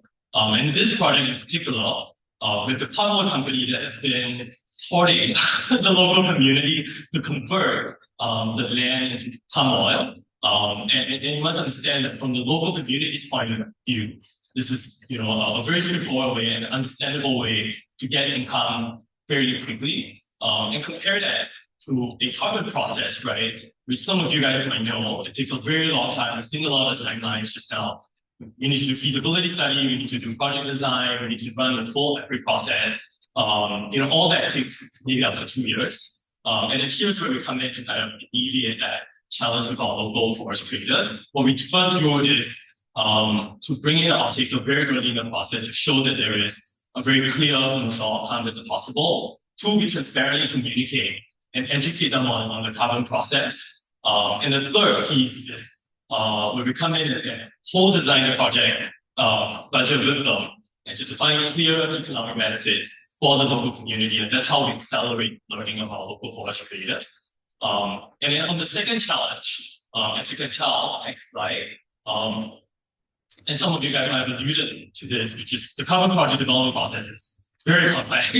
And in this case, for peatland restoration, this project we're working on 3 different methodologies at once. We're doing peatland conservation, peatland restoration, and mangrove restoration. And we'll quickly realize that many of the registries don't quite have a peatland methodology that's readily available, or it's under review, right? So apart from the education work that we do, on top of that, what we've been doing with our local forest radio is on the offensive side, we participate in a lot of the methodology creation to define what's next, like the peatland restoration. And the second thing that we do is to do a lot of robust carbon modeling that's extremely conservative, so that we safeguard against any changes in future carbon accounting measures. And all this, to bring this really to a close, it's closing to 10 minutes. Next slide. What we really want to, from our learnings of running about 5 cohorts of this accelerator, we're on the third year of this iteration. What I think is very clear to us from all the forest creators that work with, and by forest creators, I mean these could be community-based enterprises who have a piece of land and want to do something productive with it through the carbon markets. It could be local NGOs, or sometimes it could just be landowners. A lot of them come to the pipeline, and it's very clear that they need a comprehensive, long-term capacity building program, like the accelerator program that we're running. The acceptance rate here is not something that we're proud of. Unlike college admissions, we want that number to be not 3%, but 30%, 60%, 90%. We're only a team of 100. We hope to do more, but there's only so much we can do. And I'll end this with one last note that we often talk about at Terraformation, which is that we need more carbon copies of ourselves. And the reason why we say that, when we started the accelerator program, we looked a lot to the Y Combinator in Silicon Valley. And for those of you who are familiar, Y Combinator is a tech accelerator program. They gave us companies like Stripe, DoorDash, Coinbase, right? Every year, Y Combinator means about 500 new contents a year. Compare that to the reforestation carbon market. We're only looking at net new 11 reforestation projects a year, and for new developers about 7 or so. And this is across all the registries, right? And we are orders of magnitude away from creating the next generation of forest traders, which is why for us, the accelerator program, what we really care about is to mint more Terraformation, to have more people go out there and do work, and reforest the planet with us. So that's all, and let's go create more carbon copies of ourselves. Thank you.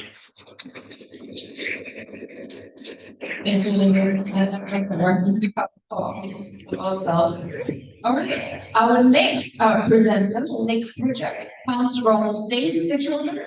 Maybe Shop, Director of Partnerships Development at Save the Children, will be talking to us about village savings and local associations. We short form that to BSLA, and social inclusion. So over to you, May.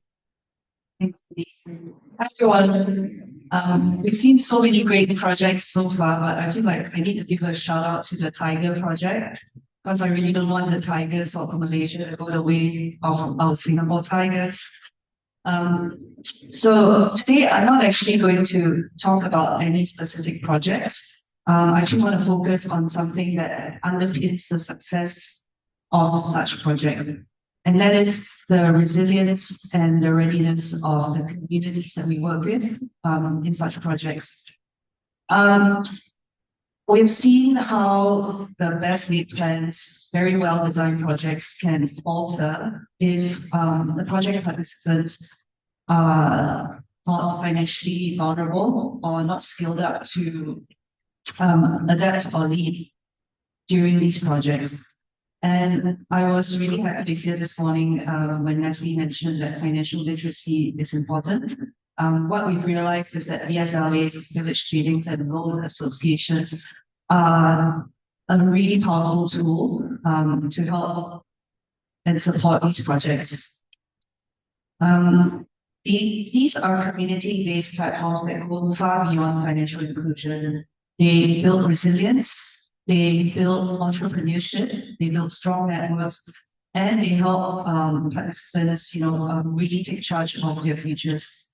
So before I jump into this, I'm just going to give a quick intro on Save the Children. Next slide. We are a leading child rights organization. We've been around for over 100 years. We started in Great Britain, but now we have a global footprint in over 100 countries. Next slide. We aim to improve the lives of the most vulnerable children around the world. We do that through better healthcare, better education, better protection, and better economic opportunities. We're both a development organization and we're also a humanitarian organization. So we respond to conflicts and wars around the world. We're there to provide relief, help communities recover, and also to rebuild over the long term. Next slide. We've worked in, I want to say smallholder, but I've been told I've been hearing today we can't use that anymore. But we do work with rural farming communities, and we've been doing that for many years.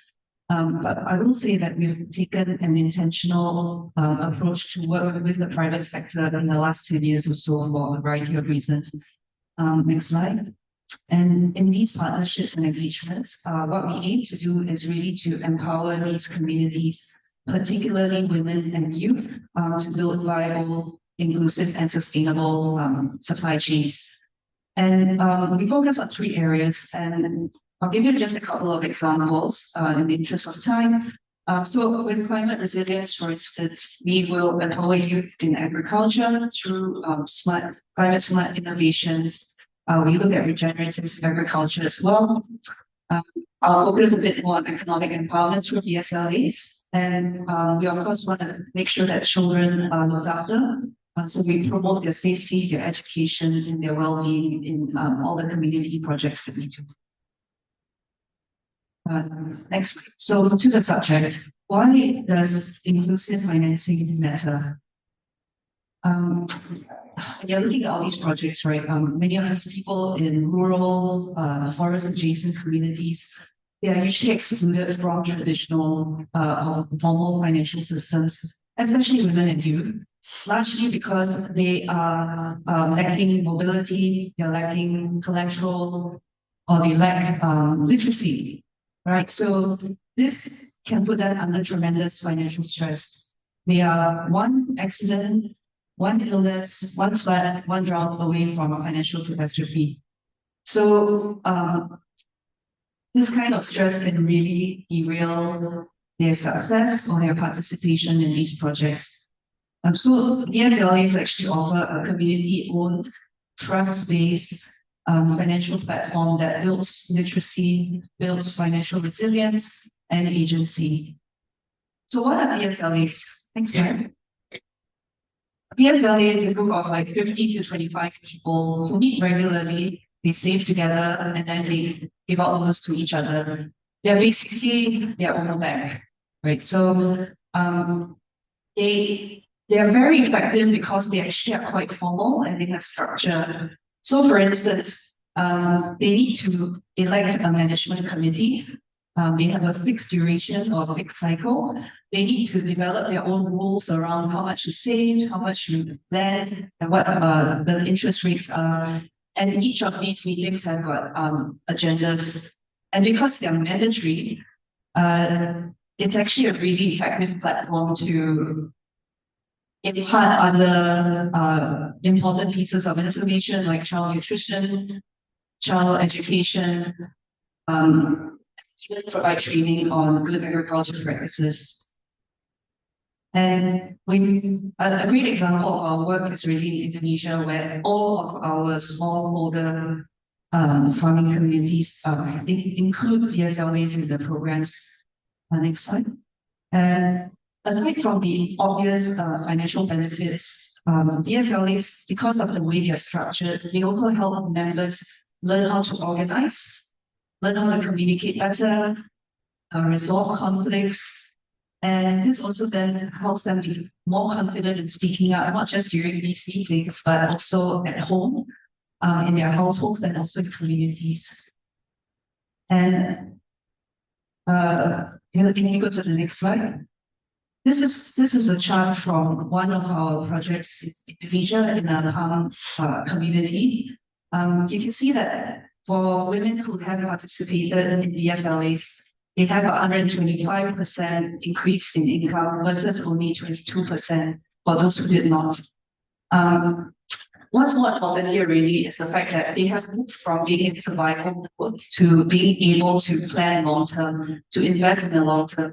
And this would include things like investing in their businesses, so buying inputs for their farms. And importantly, also investing in their children's education. Next slide. Because this actually also has long-term ramifications for the stewardship of the land if kids actually are educated. Next slide. I just also want to emphasize that PSLAs should not be done in isolation. It should be part of a broader development strategy, and it should have complementary activities like income generating activities, business management, training, good agriculture practices. A really good example of this is one that we have with Mars and Grow Asia called Grow Cacao, where we have a combination of these activities that then enable the women in this project to be more successful. Other examples include projects in Nepal and Tanzania, where through the PSLA savings, women have been able to invest in things like irrigation, drought resistant crops, and composting. All because I'm giving science. I'll just say that why this is important is because like by equipping forest adjacent communities with the right skills, we can really build the resilience in these communities, and this can help curb deforestation, restore vital ecosystems, and safeguard livelihoods. And VSLAs can be a great catalyst for this, because they are more than just a financial tool. They are transformative platforms for empowerment, climate adaptation, and inclusive governance. And because they are locally and locally managed, the knowledge and the benefits that come from this will stay in the communities, and this has a lasting impact. So my only call to action to y'all is when you're organizing or designing your projects, keep this in mind. The capacity building of your project participants is important. Thank you.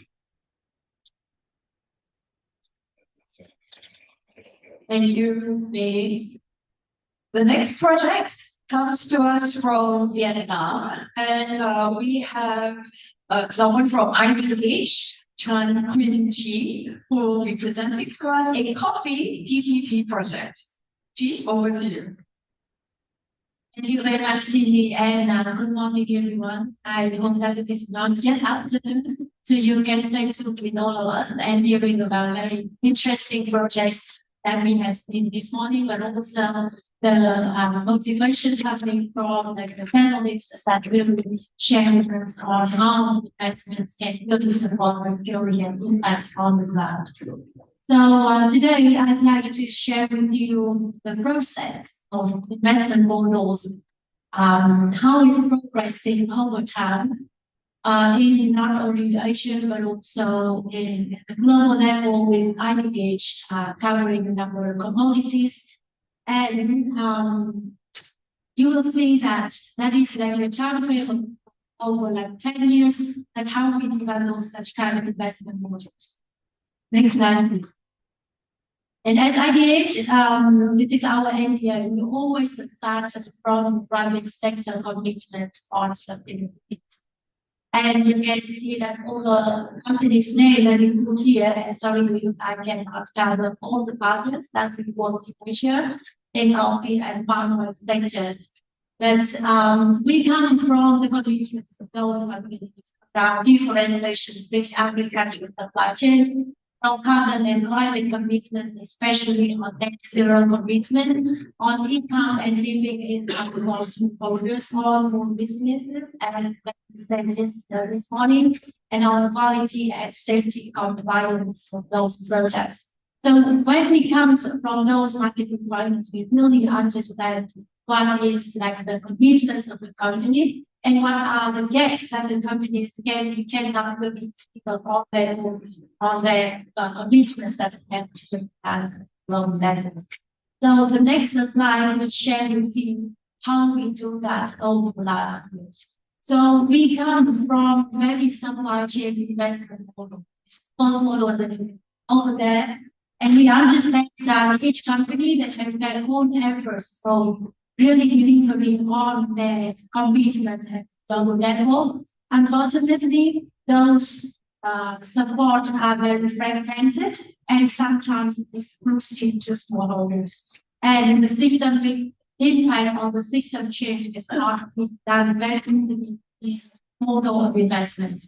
So over time, we go to the second model. You can see here that we trigger the investment as resourcing area models or at the landscape level, where we do not just only limit it to the investment of a single company. It is through the supply chains across competitors and the companies, but also creating the connections between the governments and with the partners in that Southern region. And then finally, as it is now, the number of scaling countries that we are working in, we go into the last floor of sectoral transformation.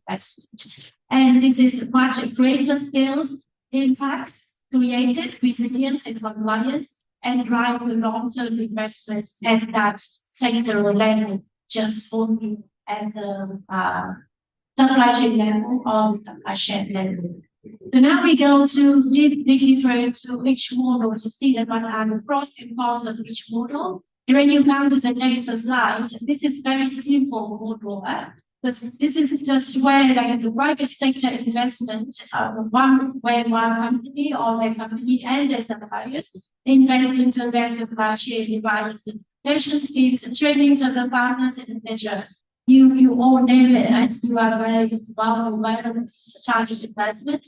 And where the government public sector in that local areas just play a very light enabling role in order to support for administrative or licensing of those companies to work with the sector, and where the farmers receive the support. So the example here is mainly in the next slide you can see the example across the 3 countries that we started in early 2010s, Vietnam, Colombia, and India, where we all started first with the fragmented supply chain projects, those companies. And you will ask us why? Why do we know that it is fragmented? Why do we know that it is like a challenge across the supply chain and maybe exclusively of the small business, but we still have those companies in that way? Because the next thing we can know is the next thing.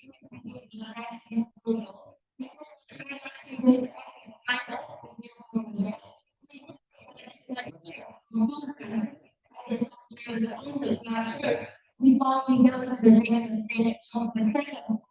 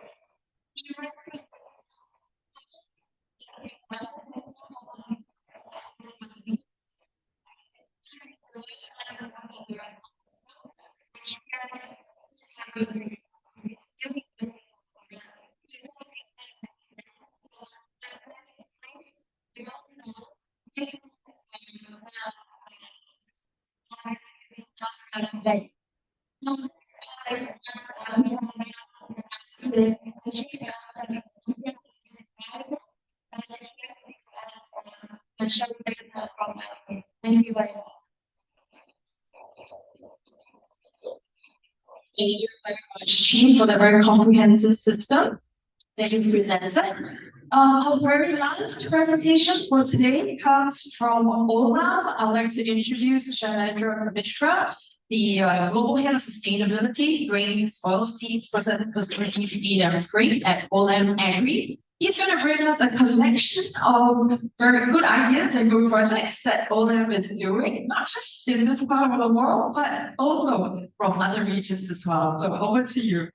Thanks, Cindy. And thank Grow Asia for inviting and looking forward for that. I don't want to be taking long. I know I'm a bit Shannon over here, so I'll try to be as quick as possible.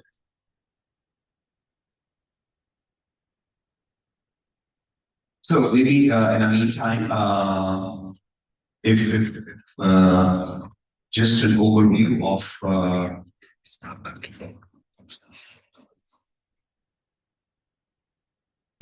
so as Cindy mentioned, it's basically all the overview of the decarbonization strategy, mainly in the global south. Is what I'm going to present. It's like this. So some of you who may not know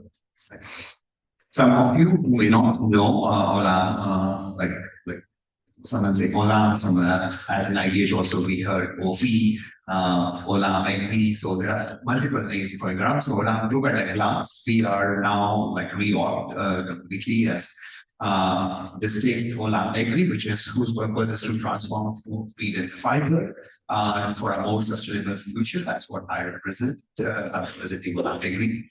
OFI, which is of course on food ingredient that contains coffee, cocoa, nuts, dairy, and spices. And you already heard from collaborative efforts with IDH on the coffee supply chain, and then we have remaining part where we have all the Mindspring and Eco Ventures and other remaining collaboratives. So who we are Olam Agri. We are a differentiated market leading global agribusiness, which is focused, of course, on consumption markets of food, feed, and fiber, which basically includes all the daily essentials. If you ask, so food and feed, like all the grains, such as wheat, soy, and maize, edible oil seeds, feed, which is aqua feed, poultry feed factories, which is like all the flour that we actually consume, and of course, in terms of fiber, we are talking about cotton. So these are all the basic essentials that Olam represent that consumes in our everyday life. Next slide, please.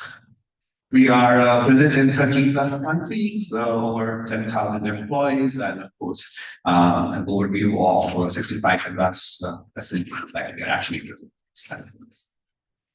Where we are present, I think you heard it already. We are present in grains and oil seeds, wheat milling and pasta. We are present in rice, edible oils, specialty drinks such as quinoa, chia, animal feed and protein, wood sustainability, accuracy certified wood, cotton, natural rubber, and of course to do all that it's free management.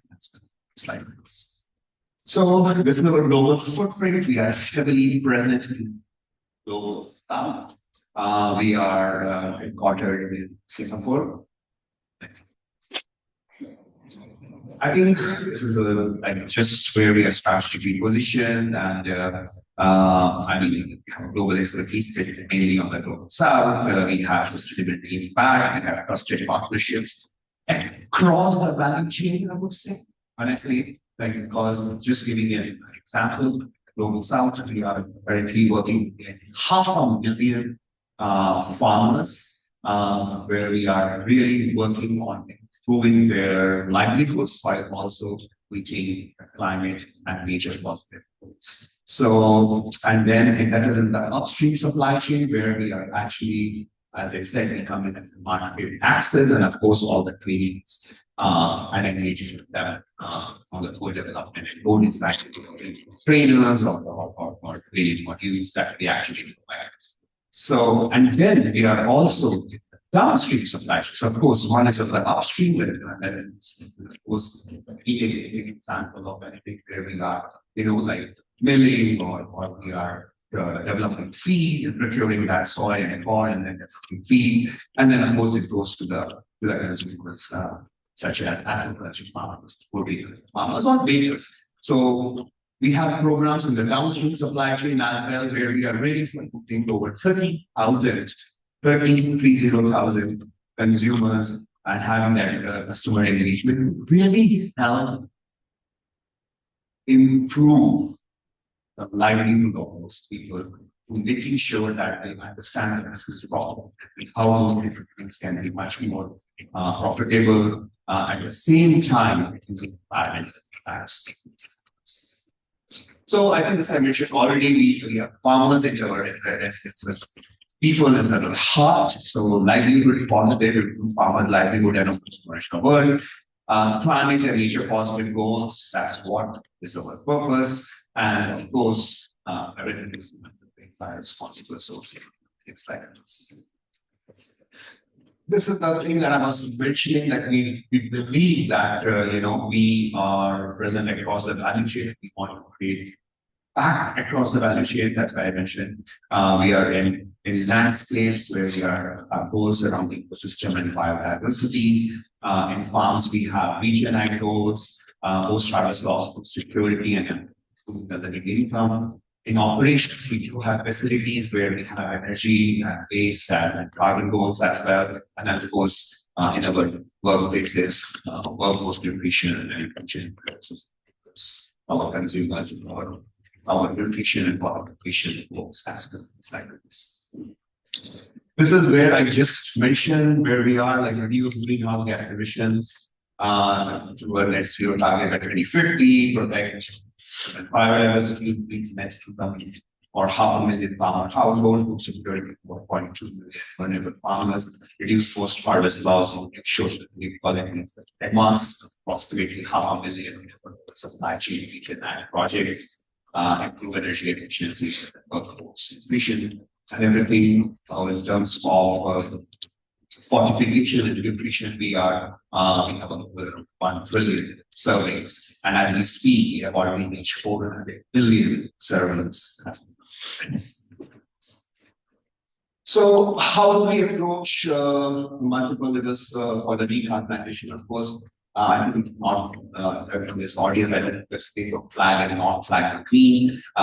This is future-based solutions, and in terms of non-flag carbon energy efficiency and levers through region ag or plants, and flag emissions and agent and other nature-based solutions. And looking deep dive into one example, the REDD Plus project that we have, but of course we have each projects as well. And of course, traceability has issue as well as improving emission factors. Next slide. So this is a project which I will deep dive. This is in Africa. I think you have heard projects in Asia. We do have project in Asia on region and contributed right, which I can see more. But this is on the forestry in terms of farming industry in Congo. So this project where basically we are talking about the second largest rainforest in the world. We have extreme high biodiversity present, which we are conserving in the region that covers across 925 square kilometer. See how it compares with New York or Singapore, and this is where we are, making sure that.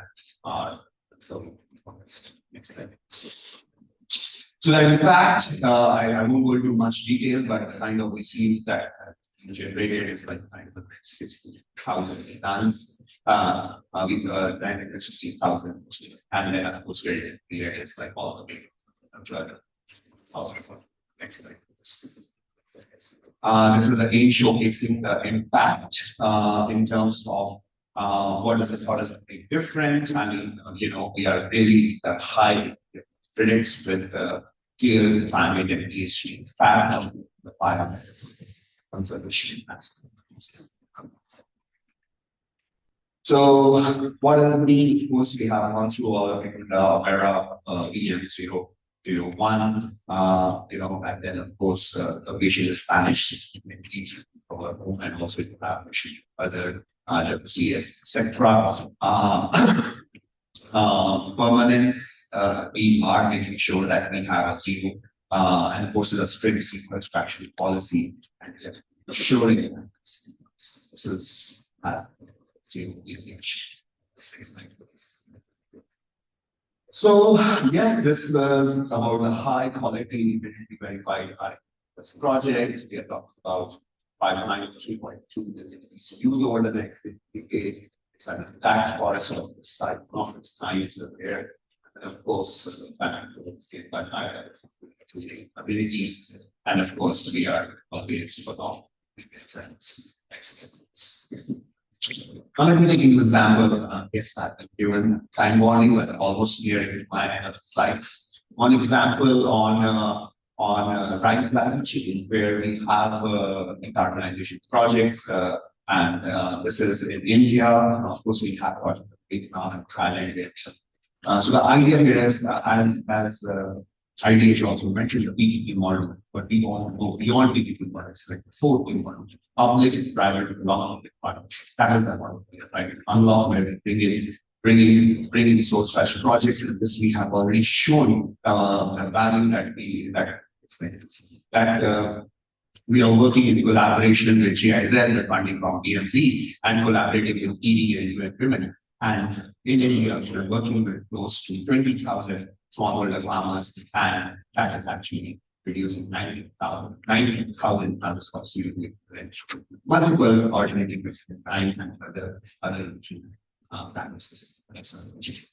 So with that note, this is where again, this is in India, we have this again south-south exchanges that happens. The same core project is now being launched through again same support of the connection partners and from BMC, support from BMC. How we are unlocking that 4-wheel model, and that is now being launched in Chile as well.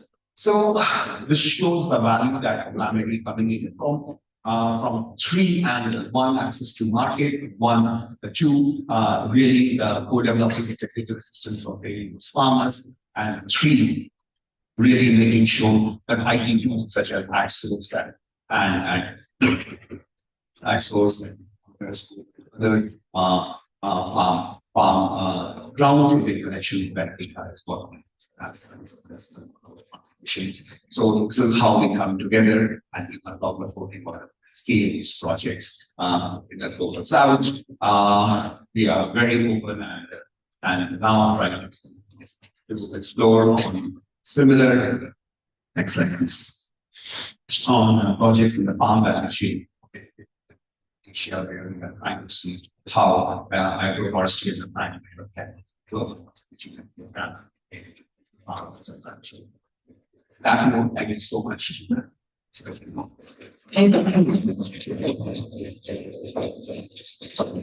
Thank you, Shale. And a big thank you to all of our presenters. We've heard quite a lot today, from animal conservation, tigers, ghost monkeys, to different crops, oil palm, rice, I think just so, and lots of great projects on agroforestry, reforestation, digital platforms, and also, of course, not missing out on social inclusion and the importance of community-based projects. It's quite a lot to take in, but I hope you do appreciate that very diversity of types of opportunities that are available for investors. And thank you to all the speakers for not just keeping to time, but for bringing us all of these great inspirations. And I can speak on behalf of the room to say we are inspired by the projects and the thoughts and the ideas that you have brought to this room. And we wish that your projects get the resource that you need to scale. We have a couple of minutes now to just ask anyone for any thoughts, comments, or if you have any burning questions that you'd like to ask any of the projects that you just seen, because we did go through quite a lot. Any brave souls? Any questions? Oh, Gordon. Thank you. Everybody, I'm an advisor to Grow Asia. And I'd like to call my friend Moab again. Really interesting presentation, the diversity and the role rates you guys. And I'm just curious from a financial perspective. I mean, what sort of, what are you finding in terms of blended finance or risk sharing instruments that can help bridge some of those upfront costs, right? You guys are thinking about revenues. I know some other people in the group are working on that too, so they're interested in their inputs. That piece and maybe how scalable they see those models given some of the credit worthiness and landscape measures. I'm sure you'll account for when you deal with small, especially amount. Thank you so much.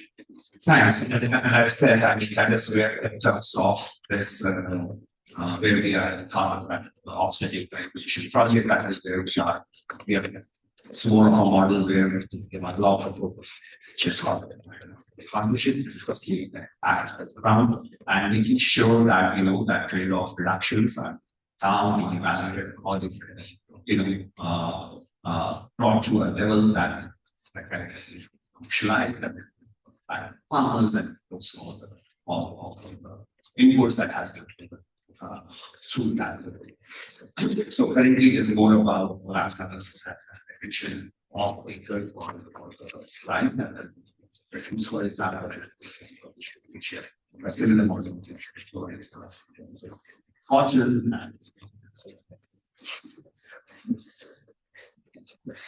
thank you. Would any of the other projects like to react to that question? Terraformation, pollination? Thank you.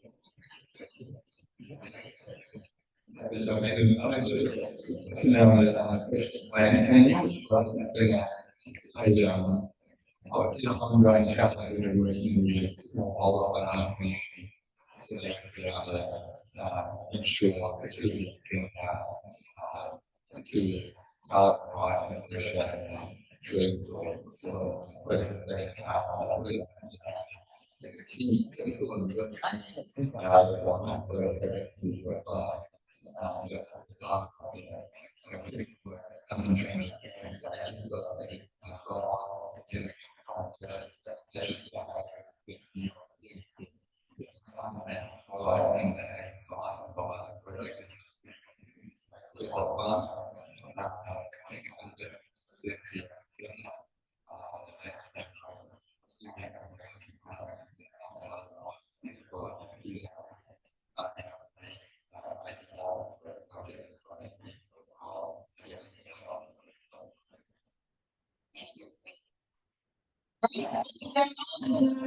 I'm sure there's plenty of opportunities to talk to the presenters at lunch. Please join me and give a round of applause to all our presenters. Thank you very much. For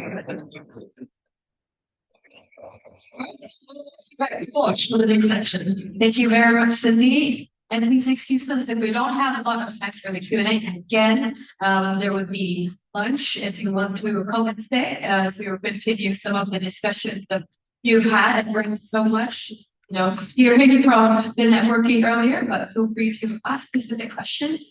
to any of the showcase, I would say, this morning. Right. I'll pass on to you. Yeah, and thank you so much for this. Right. On our next session, we will be zooming in, actually double clicking a little bit on what had already been kind of mentioned in our panel discussion earlier this morning on financing. So this time around, we'll be focusing on public and private financing and how does that really work, and zooming into what would be some of the examples in both fields, and we'll be guided accordingly by our moderator for this session, would be Dr. Aaron Russell, Triple GI's country representative to Mexico. Aaron holds a PhD in the U.S. Administrative Fisheries and Wildlife Management from Michigan State University, and so a dual bachelor's in forestry, wildlife sciences, and biology in Virginia Tech. Over the last 10 years, he has worked across Africa, Southeast Asia, and beyond, with organizations including C4, World Fish Center, the EU, specializing in natural resource governance, rural livelihood, climate adaptation, and wildlife ecology. Welcome, Dr. Aaron. Our next panelist is an experienced cross-disciplinary professional with a strong foundation in economics and finance, and will share a lot of the experience on the private sector. Patty is passionate about mobilizing investments for climate and nature, and about working with diverse stakeholders, scaling business innovations that advance a more circular and regenerative economy. She has held roles across financial institutions, family offices, foundations, corporations, and nonprofits, the World Bank, Citigroup, Eco Foundation, and the Wildlife Conservation Society and ABPN, giving her unique experience in deploying different forms of capital, brands to mainstream investment. Welcome, Patty.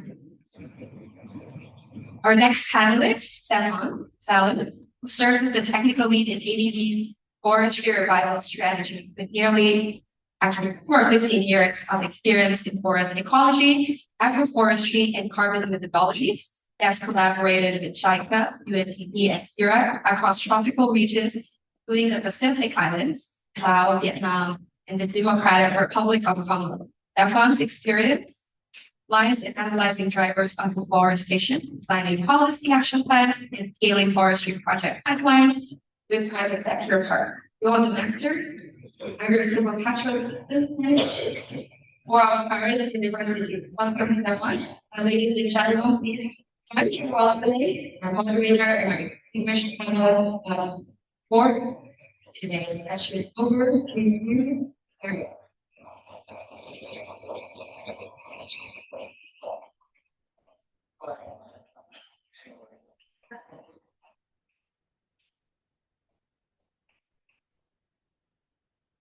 Well, thank you very much for organizing this session. I think it builds very nicely on the previous discussions that we've had, and very interested in inspiring great case studies and projects and work that are going on. So I think this will not be just us speaking to you or at you, but I think you will look forward to see other audience members by their insights and their reflections. First of all, let's start off with our fireside panel. And so let us first get a bit of an orientation as to two very different types of institutions in terms of how they, what their primary motivations are for engaging in nature-based investments, nature-based investments, potentially also with the carbon revenue additionality, but not necessarily restricted to that. And how you measure that in terms of your KPI, overall priorities or maybe first time. Just a general intro, or The general intro, and why is Mana focused in this area? Well, hi everyone. Patty, for having me today. So Mana, we specialize in working with family offices and foundations, and support them allocating their impact capital needs. I guess into nature, climate solutions. Yeah, I think obviously the way that we see things is that a lot of the issues and challenges are intertwined. And maybe perhaps a lot of philanthropists and family offices are focusing on topics as education and more social issues, but the reality is that most these issues and climate environmental issues are all intertwined. And so, yeah, I think our approach is more at really understanding the systems level and then being able to use different tools, different, I guess, pools of capital. So we really, I think, believe in the spectrum of capital and then reflecting on the opportunities that are on the ground and then being able to match the right type of investor and the right type of structure or going back. So I would say sometimes I would call our team to be like plumbers or like orchestrators, maybe in a elevated way, or spiders in the web. And I think that, it's probably one of the roles that are maybe like undermined in, I think, when we talk about blending the characters. It's in order, I mean, I think we all kind of know the advantages of, and the beauty of blended capital, but the reality is that you're putting together a group of people that not typically come together or speak a bit of a different language. And so there needs to be some level of trust. And, I guess just like here, we need like a facilitator, a moderator to come do that role and really, I guess, some way like translate or be able to really make those, connect the dots together. Yeah, so I'll stop there.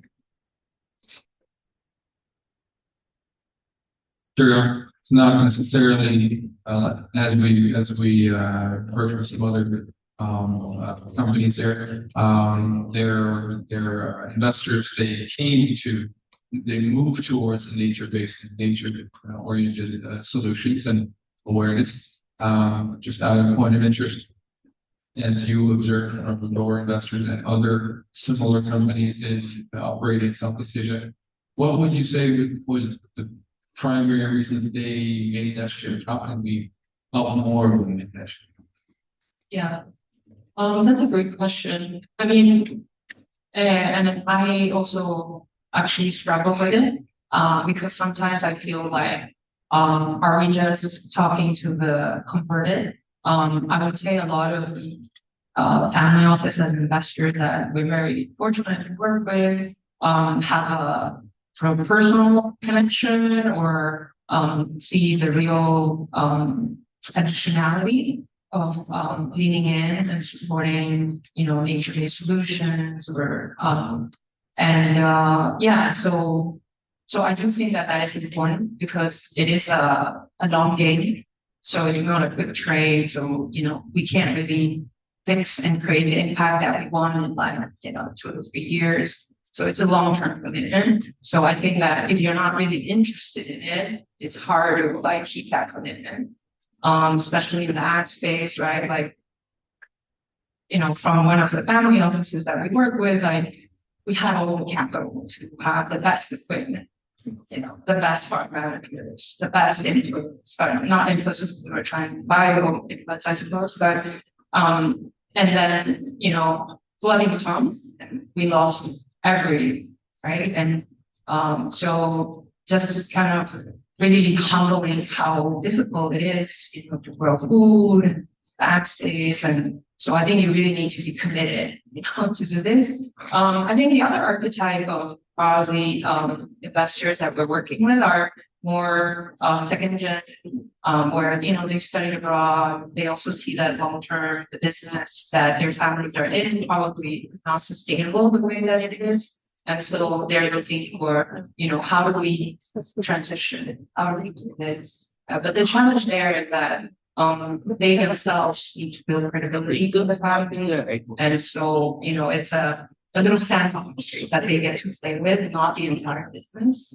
And so making that sandbox successful so that they don't lose space and they have more credibility is also important. But yet, like when you define a sandbox, it's very inherently there's risk. Inherently there's going to be like failure or not a clear roadmap. So it's a bit of a challenge there. Thank you. That was very limiting. If I may go over to Steha, in the ADB, obviously you have a very large portfolio, long-term investment for decades in Southeast Asia, and a lot of hard infrastructure types of investment on activity in the region. What would you say? What is the sentiment or the appetite and the temperature within ADB for focusing more of its investment and targeting more on nature-based solutions and potentially more climate improvement of its hard investments? Yeah, thank you very much. Before I answer the question, I'm Stefan Salim, as written here, and I jointly telling ADB around your kind presentation today. Thank you, Patty, to be very talkative, so I can be short. Of course, I want to thank first organizer and Jeff at first, and for this initiative of Jeff 8, of course, and within the integrated programs of Jeff 8 was a very good idea. One program on preserving remaining native forests, like in this critical forest biome integrated program. I think it's a very important and very ambitious from Jeff. Few donors. It's a little bit difficult to invest on that. So I thank Jerry for that. Of course, I want to thank Grow Asia also for creating warranties and preparing warranties. That's very important and very important for us also, like a big organization. Difficult sometimes to have visibility on what happened, etc. So when we have a good and clear explanation of what will happen on key issues for the development in the region, we are always happy to be here. And we want to thank, of course, also at last IUCN always for this for the very supportive need, and also to create this platform and for organizing this as a first talk, as a first gathering that it can conduct to further discuss and maybe strategize in the upcoming big events from IUCN, the World Conservation Forum. And my last thing, I have one more. It's for all presenters.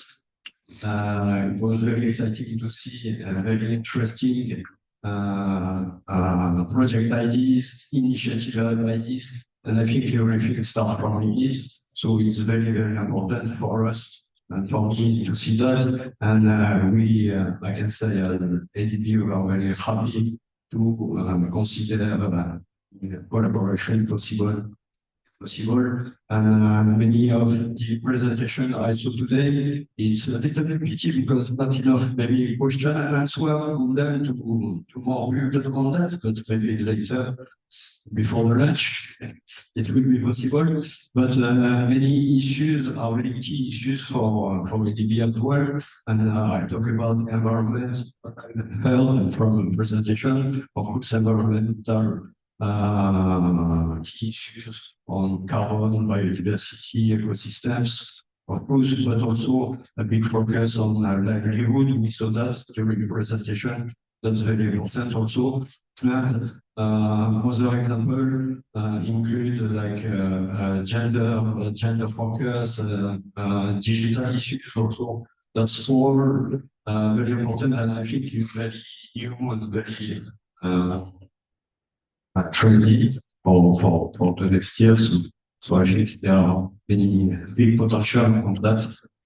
Yes. So I have to switch to the question briefly. So yeah, it's very important for us to be here because it's an initiative about nature-based solutions. We have many things coming in ADB about that, so we are happy about that. Also, on the forestry sector, we don't have identified the forestry sector in ADB, but actually forest activities are in many projects, initiatives, etc. Also important for us because it's the regional dimension of the platform and the discussion we want to have. And so this without ADB, it looks a little bit strange for me. So we are happy to be here, and I will say that ADB is back to forest. Now for specific motivations, yeah. First for ADB, I think the job solution is a very general definition contributes to the best targets of ADB, which are sustainable, inclusive, and the resilient grow in the Asia and Pacific region. The structure of the financing we try to have focus on addressing poverty as first, but also climate change, environmental issues, including pollution, biodiversity erosion, etc. Yeah. So that's first for us. For example, with ADB, we are also, I don't know if you know about that, it's a multilateral development bank pledge on nature, which was in 27 last year, I don't forget. And with many other multilateral development banks, including World Bank, etc., and try to mainstream environment thematics into our operation and investments in the banks. So NBS are very important to contribute to this objective in ADB. And the last thing, the shorten is it's also NBS and forest sector is also very important. Not only for us, but for our main partners, which are DMC, so developing member countries, and the private sector we work with. They are our key partners, and actually NBS can be very important for them. And talking with them, we know that they are very key to work on that, etc. Especially, for example, for governments, because of it's always good from NBS to have livelihood development, etc. And governments look for that, but also contribution to big policies in countries linked with environment, such as the NTC, nationally determined contribution for climate, but also a nationally biodiversity strategy and action plan. So that kind of project that you propose today are all kind of projects that can help governments to achieve that kind of target as well. So I think it's very important, and for private sector is the same thing. They are very proud to belong to that kind of objective. Plus, of course, NBS like sustainable land use, sustainable forest management contribute always to a better yields, to better profits, and for, of course, for compliance with social.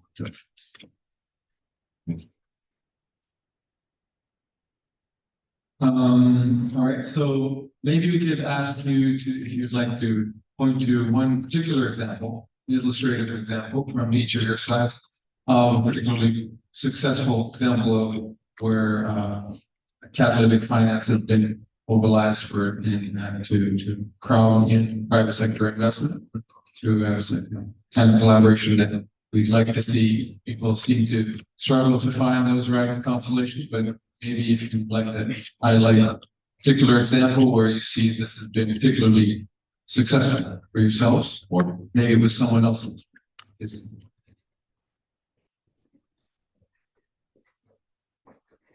Okay, yeah, I can share some. First, that kind of initiative, it has to be important to understand that within ACT, ADB, it's mainly in the investment sector, so it's chiefs working on big investment projects, work on yes, tips such as working on agriculture investment, but also private sector investment. So but in addition to that, we have teams working especially on market development, facilitate carbon markets or PE, etc. We have some teams working on law, which is very important. Like for example, one initiative is model of Forestry Act initiative, so it's also very important when we deal with big deals in forest plantation or forest conservation. We have big support from digital teams as well. But to give you one example, so we have different say forms of activity.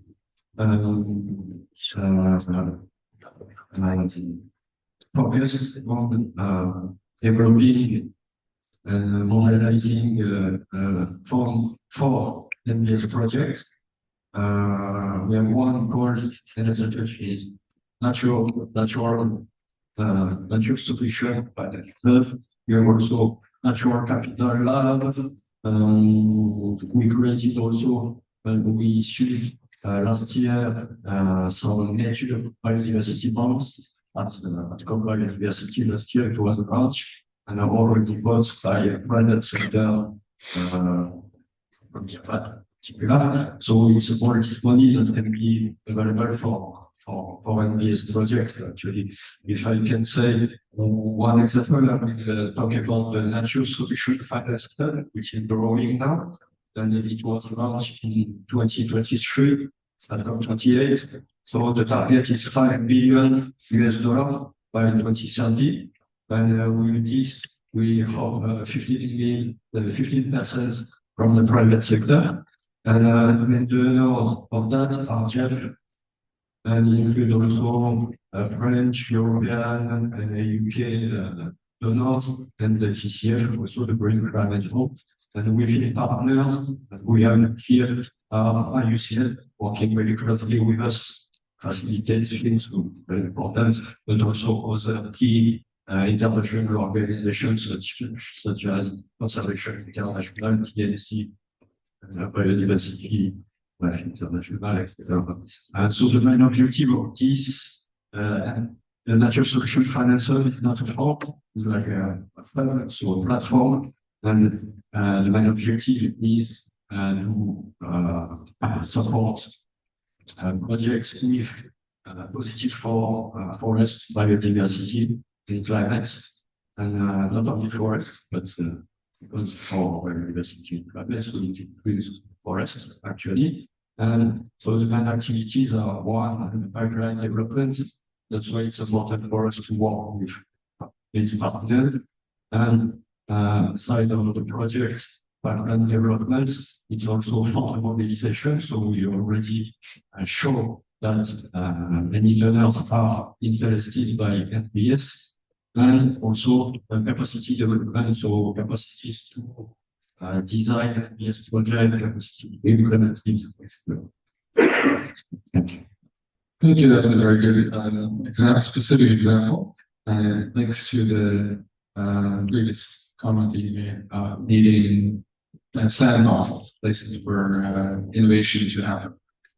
Would you like to share a particular example where it's been very useful and successful in your company? I guess I was speaking about what he meant by success. So, because when I hear Stefan talking about the numbers of billions, I feel like we are doing really, little sort of drop in the ocean. So I would, in my view, a successful one. So maybe just, stepping back, when we look at these, blended or innovative structures, I think we also have in mind, the idea is like, how do we demonstrate, right? Like, how do we showcase? And therefore, once it is successful, we will want to scale it and we can bring other partners on board. So I think that the lens has always been, let's prove it, and then we'll think about who else we can bring on board. This particular case in mind is in Australia. And essentially it was, with one of the family offices, a group of family offices, we came together and purchased a 5,000 hectare piece of land that historically is, indigenous land, but had been, I guess the reason behind it, the history, was, conventionally farmed and completely destroyed the biodiversity. And so the government in Australia had some, I think, funding, especially for financing available for, indigenous communities, but that process takes some time. And so the private landowner, wanted to sell it to the highest bidder as soon as possible. And so as the private sector, we came in to buy it, but immediately the transaction became a loan to the indigenous community. So we transferred the ownership of the land to the local community, and then they had a loan with us. And in return, they were replanting native forests back, and because of the more, I guess, mature carbon market in Australia, they were essentially paying back their loan through the selling of ACCUs, so carbon credits. And then the partner on the ground we had was also able to get large corporates in Australia and some internationally that had an agreement to offtake these ACCUs. So it was, quite a well orchestrated sort of transaction with different parties. The government came in, so actually we got paid back quite quickly, faster than, I think it was a 10-year loan with, concessionary interest. But the speed of the repayment was much faster than we had anticipated, and that was partially because, the loan from the government came in, and then the credits were sold, and so I think the idea was, how do we demonstrate that? And obviously, part of what was interesting is also the involvement of indigenous communities in it, and you plan ownership back to them. How can we scale that faster and do it in other parts of the world? And maybe as a lesson learned, or maybe how we're doing it differently. I think the assumption was well, if we have a case, obviously then I can replicate it. But I think that is not necessarily so straightforward. So while we are experimenting in our sandbox, I think in parallel, you also have to talk to who's the next chain in command, right? We could do one more of these if it's one is not enough, sort of not significant or statistically strong enough. You could do two or whatnot, but we need to understand if we are thinking about replication or scalability, what are the next level of requirements, so that we make sure that in our sandbox stage we are able to get that to the level. So I think back to the understanding the different stakeholders and really mapping where each of us are and what are our risk appetite, and right, because in principle we're all a man, but then you also have strengths on your side with your IC and all of this. So I think we have to have more effort of For obviously the project that I described to get Stefan involved, it's still ways away. But maybe in between, there's somebody else, right? That then eventually it may go to be at some point. Hopefully not too far away, but yeah. Yes. Yeah, I wanted to say that actually. I wanted to add this comment. You're completely right. Completely, I'm totally agree with you on this. Is first we may have different targets. And, for example, in big organization, there is big potential in terms of volumes, but also at the same time coming the inertia. Organization, right? That you have a lot of risk management, people who can the investment more, etc. But I think small organization are more flexible. So it's a big complementarity, and that's interesting to understand, to know. We should the project developers, I guess, because based on your project and the size, etc., you will target different partners.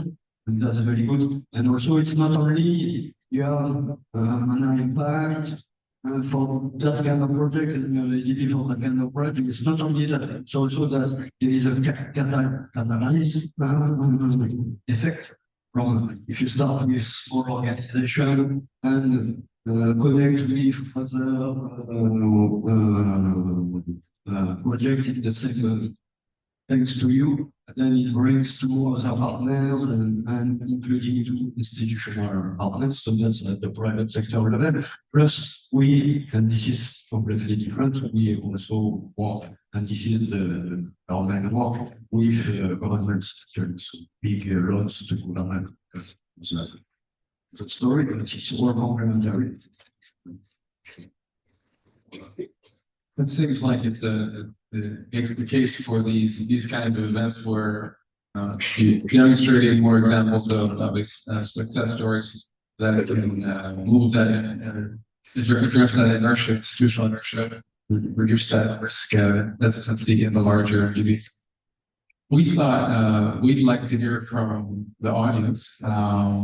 Reflect if you have from previous sessions or projects presented, barriers or highlighted in terms of we're now looking for funding. So we thought maybe we'd open up to the audience and have you asking questions to our panelists for their reflection. I see probably one in the back. Yeah, we'll take them two at a time. So the next person can do it right here. Hi guys, thanks very much for some fascinating discussions. Dan Fowler, I work for Howden Insurance. I guess what I'm going to ask. I think we've heard a lot of the risks associated with investing in the sector. I think a lot of those risks are insurable: physical climate risk, flood, fire, carbon credit integrity. I'm just wondering why the insurance sector isn't sort of more engaged. Have we done a bad job at selling our services? It's a sort of lack of awareness of what we do. Could perhaps be better integration between finance and insurance, but a lot of people's comments. It's strange that the insurance sector is not discussed a bit more. Some of it in terms of some of the risks as really, I guess, stopping scale of some of these projects.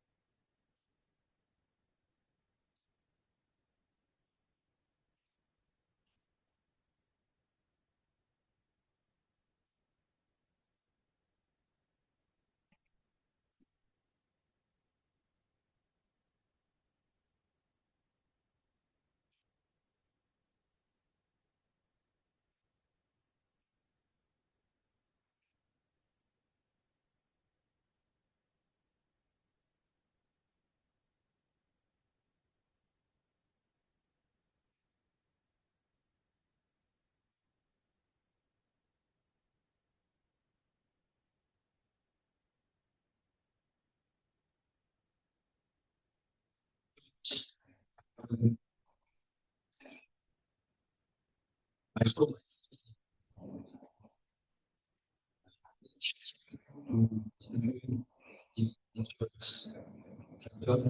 in that kind of project.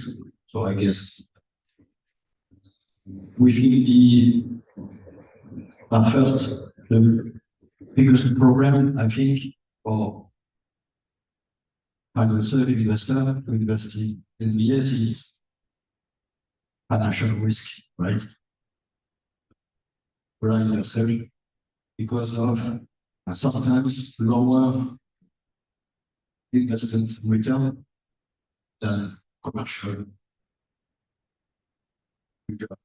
project. I saw that in some presentation, so it's not me saying that. And I think one of the solutions that international financial institutions bring in sustainable innovative finance, right? And within innovative finance, I saw insurance products, modalities, etc. I don't know a finance background, so I rely on colleagues. Good for that. Then the same colleagues, I advise them for forest ecology aspects. But yeah, I guess it's a sector which is already involved in NBS, which really is key for development of this. Maybe before we go to that second question, I'd like to ask opinions in the room about that. I think it is involved, just like very marginal. I see very little insurance instruments designed in a lot of development country contexts for these kinds of risks. So, please.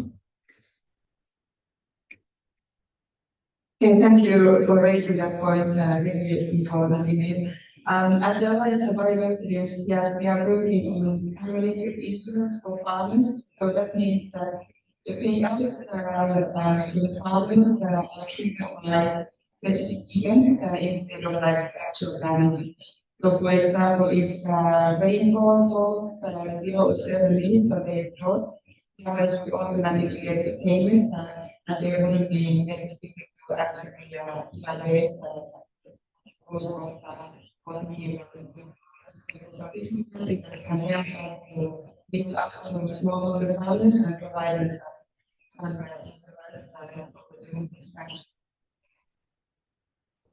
What is hindered that development? Why do we see so little parametric risk control? That's a good question. Not my expertise, but I'd be happy to discuss it for this.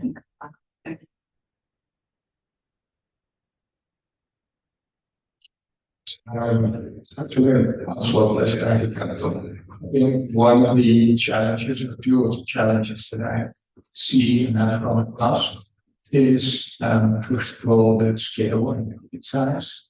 Tends to be the challenge in either project. It tends to be too small for an insurance company. That's one. Secondly, the infamous business case needs to be able to carry the green. And that's probably enough for 2 days, which actually would lead to one of the questions for my turn. But I guess everybody goes to insurance because you want to insure the risk, you want the risk to go away. But that's the core of blended finance to be risk. So insurance is almost by design not even part of that transition. Because as with commercial loans for banks, a commercial insurance is not designed to finance a transition because it's full of risk and it just doesn't work in tandem. So that's, I think, where maybe insurance companies could look at is once the blended finance exits. Allegedly, the project will have the scale that it needs. And that's where it would come in, because then the financial sustainability, in addition to the environmental sustainability, would have gone beyond proof of concept. If we didn't go proof of concept, I think it's very tricky for insurance companies, and there are all those to navigate, including for commercial banks. Thank you. Thank you. That was very helpful. Now we move to this question. So the question was, how do we bridge that gap from the family investment proof of concept to the scale of ADB, or should we? I just had that question. Small can be beautiful. Of course, I'm aware of blended finance, which blend grants and then loans, concessional loans or rate loans. But then the specifically you said also it will be a different organization in the center, not your profit, maybe also. When you invest someone, do you have other organization? Yeah, thanks for the question. I mean, I guess it's easily said, but to implement it and get everybody, I guess, on board, it is a journey, I would say. So yeah, I think the sort of low-hanging fruit is that, we probably can demonstrate a case study, and then maybe if we need to replicate it again or do it a little bit larger, we can get like other family offices come on board, because to some extent it has been de-risked, it has been proven, so it's more of a scale. But I think that it's also about then not just thinking within our own silos or comfort zones and, venturing into like, who is the right next partner for us to think about. And I think that one thing, we also haven't been as good at, or, I would say it's a weakness, is to also connect it very much to the market. So like when we are talking about commodities, so we have another project, and I don't want to talk too much about it because it's still in the sandbox. But I think the milestones have been, achieving, and it's looking good, but it needs a little bit more incubation. But we already have some, so this is a project that entails agroforestry, cocoa, single origin cocoa, actually, in West Papua, where basically the trees are aging and senile, and so the production yields are very low, but it's there's no market issue, but they really need to reforest, and obviously that's quite expensive. So we try to kind of like structure some financial mechanism around it, but I think at the moment we just said actually it just needs some really catalytic capital, grant to go in there to reforest, and then once we're closer to production, we'll talk about a blending. So I think thinking about who are the corporates that will also come in, whether they have their philanthropy side that wants to chip in, or I think there are different players, but it does take time to build the trust and sort of like find the alignment and understand their constraints and how to work around it. So it's a bit of I don't think there's a very clear, blueprint that you can probably, because every corporate, we also realize, or every foundation operates a little bit differently. So yeah, you really need to be able to navigate that. And so I don't know if they have a very clear answer to your question. I think that's definitely something that we're doing more, like really mapping out and understanding who are the coalition of the willing, or the sort of the brave souls that are coming along to really like try this out and understand and have more conversations around it. Like, I mean, we are not working so much with ADB, but we are working with their sister or organization called ADB Ventures, which does have more catalytic pools of capital, and a sleeve that has like revenue-based loans, which we are also seeing as something that probably more suitable to the communities and to like businesses where you have to be there as an investor on the highs and lows, right? So then your repayment will be based on the harvest and not a fixed sort of like coupon where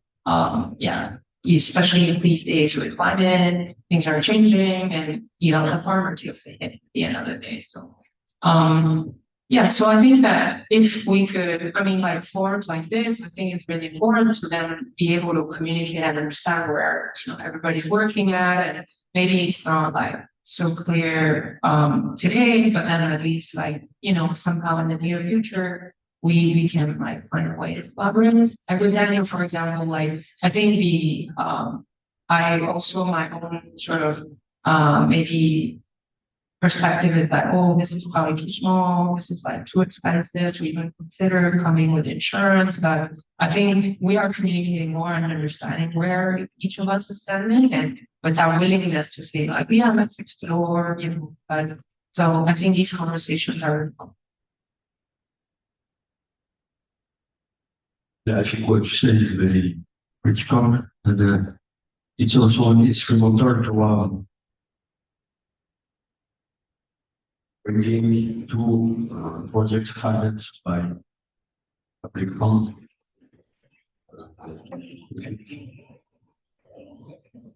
For one, globally, if private investors for sustaining the project, of course, I saw the different example of project here. I think it's the case. It's always a good option to exit public funds, right? Because we know that public funds are one limited in time, can be 30 years, 5 years project, and also it's sometimes limited in terms of scope or something like that. It's not scope, but I would say like a restriction maybe, because with public money in general, you can big MRB company, things like that, and that's you need to spend a lot of time and money on that, I think. And sometimes it's for this effort that is not given to the core activities for what you need. And for example, in the last decade, very nice mechanism went like PS, BlackBerry, WordPress, etc. But it was necessarily accompanied with very strong restriction, including MRB, etc. And a lot of money spent on this. This is not any, this is my personal observation. And so I think it's very important, and in this direction, the small and medium enterprise are very important. And with the conservation economy, we talked about the forest economy today, etc., but didn't talk about the conservation economy, but it was a same field without this work. And I think it's important to work with people and with small businesses. It's exactly what Adam Postman, CEO of Grow Asia, said in the introduction, and I think it's very true. It's very important. If you agree.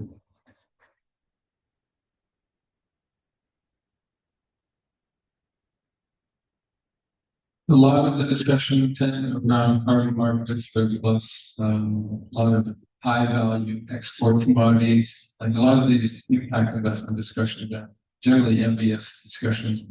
We've tended to focus on those kinds of target markets and revenue streams. I'm just wondering whether you have, and then I noted your comment about the Australian example where the main revenue stream is a nationally defined priority for supporting Indigenous people.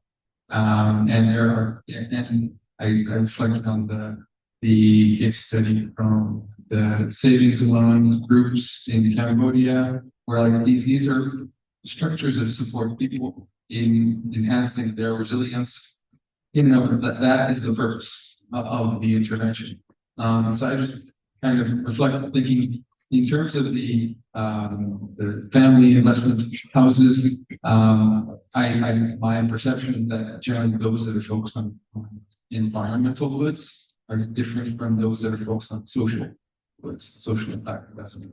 And I'm just wondering whether you see any potential for us to cross over that to also reduce the vulnerability to large market pricing changes that kill the market. Suddenly, carbon market prices are low, and so therefore the whole equation falls apart. Are there any equations that we could focus on that focus on national priorities in Asian countries based on what urban elites? These are wealthy countries here, very large economies here that don't. I'm wondering what are the things that we could be targeting instead, or in addition to the externally motivated kind of carbon or anyone either are there.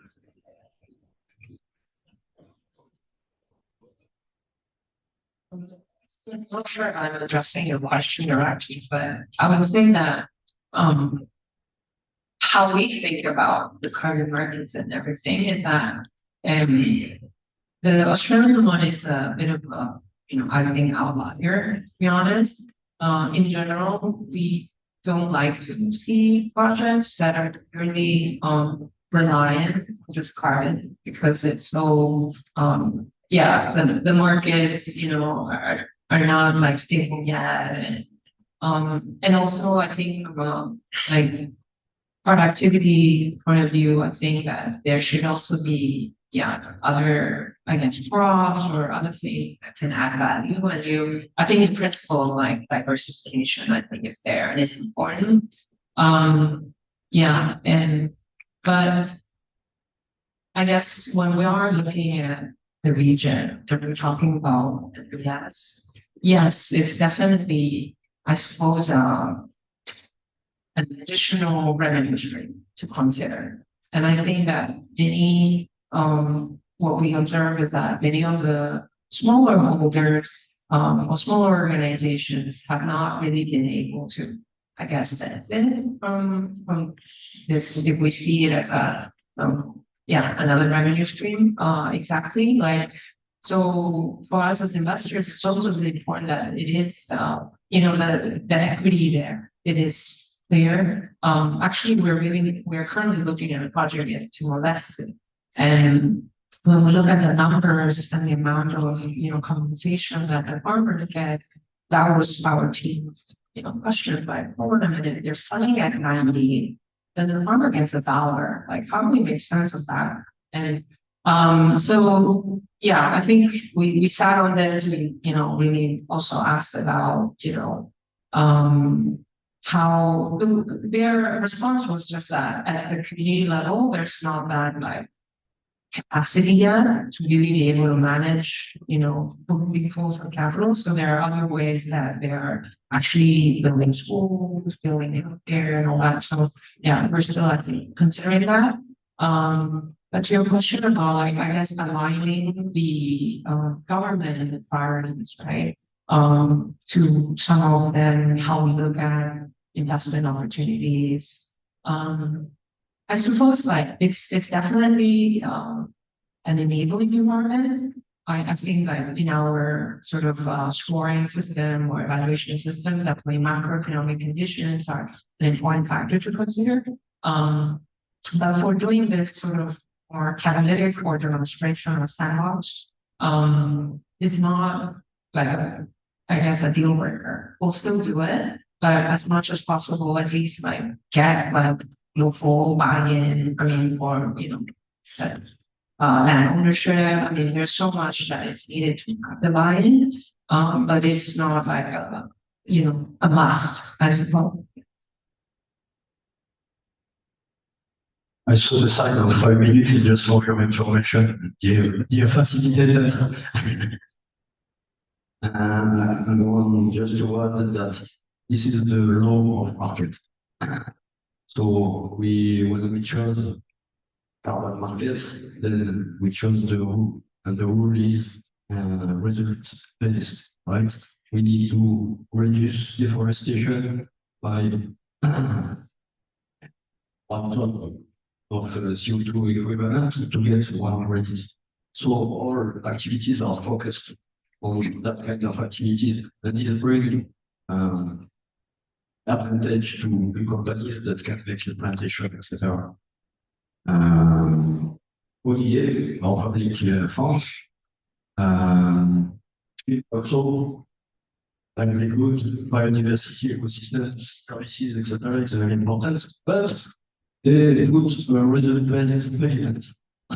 So reserve-based payment is the same, because you need to have a reserve. No?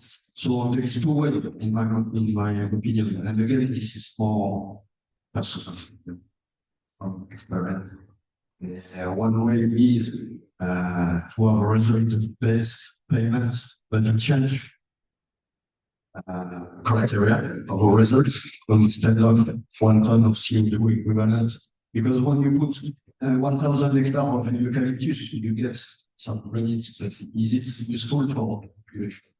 And so instead of a ton of carbon, if we can go or complement, of course, because climate is very important, we go to biodiversity reserves, go to livelihood, and livelihood is about small businesses, as we said, but also rural development, right?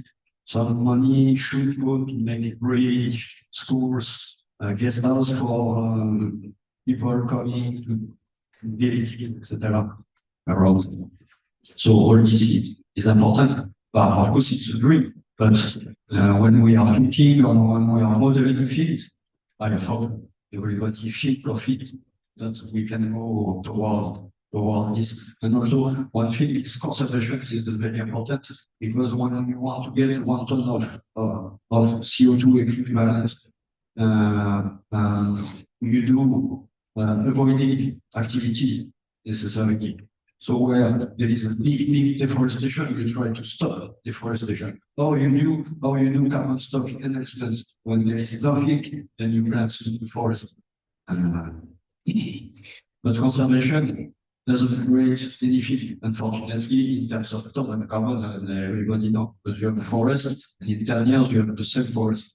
So the value of the carbon stock equivalent. So it's important to work on this also. And to bring other criteria like biodiversity, etc. And for that, working with people in or around forest areas for them livelihoods and even small venture capital projects. Our time is up. I think you actually summed it up quite nicely. We need to look at multiple KPIs, different indicators of success. It also highlighted the need for like understanding that nature-based impact investment requires a different kind of time frame and kind of a patient capital approach, and sometimes there's a lack of alignment between the time frame and the ability of larger financial institutions to operate and respond to those same time frames. Discussed a lot of the very realistic barriers, but I also see it seems like there's plenty of energy for the sandboxes at the family level, and ADB and many of these other facilities that we've heard about today are trying to incubate and support the development of the sector. So I think there is hope for improvement, and for Grow Asia and IUCN, these kinds of events I think are particularly useful for educating. We all know what we know, but there's so much that we don't have the time that's not supposed to. So I really appreciate having learned from you all today and your time. Thank the colleagues for all their insights. Ronnie, thank you very much again for guiding us through some of the different kind of experiences that you have in terms of the private and public sector funding initiative in the region. Right. Now, I know that I'm between you and me. Before we officially close off for today's session, we would like to invite everyone to have a brief photo at the event fully Good morning. If you could invite everyone, please stand here. Then we have a photographer there, so we have a nice photo. And we also want to see your very, very beautiful faces and smiles. Can we ask for help from some of the Grow Asia team to help our guests?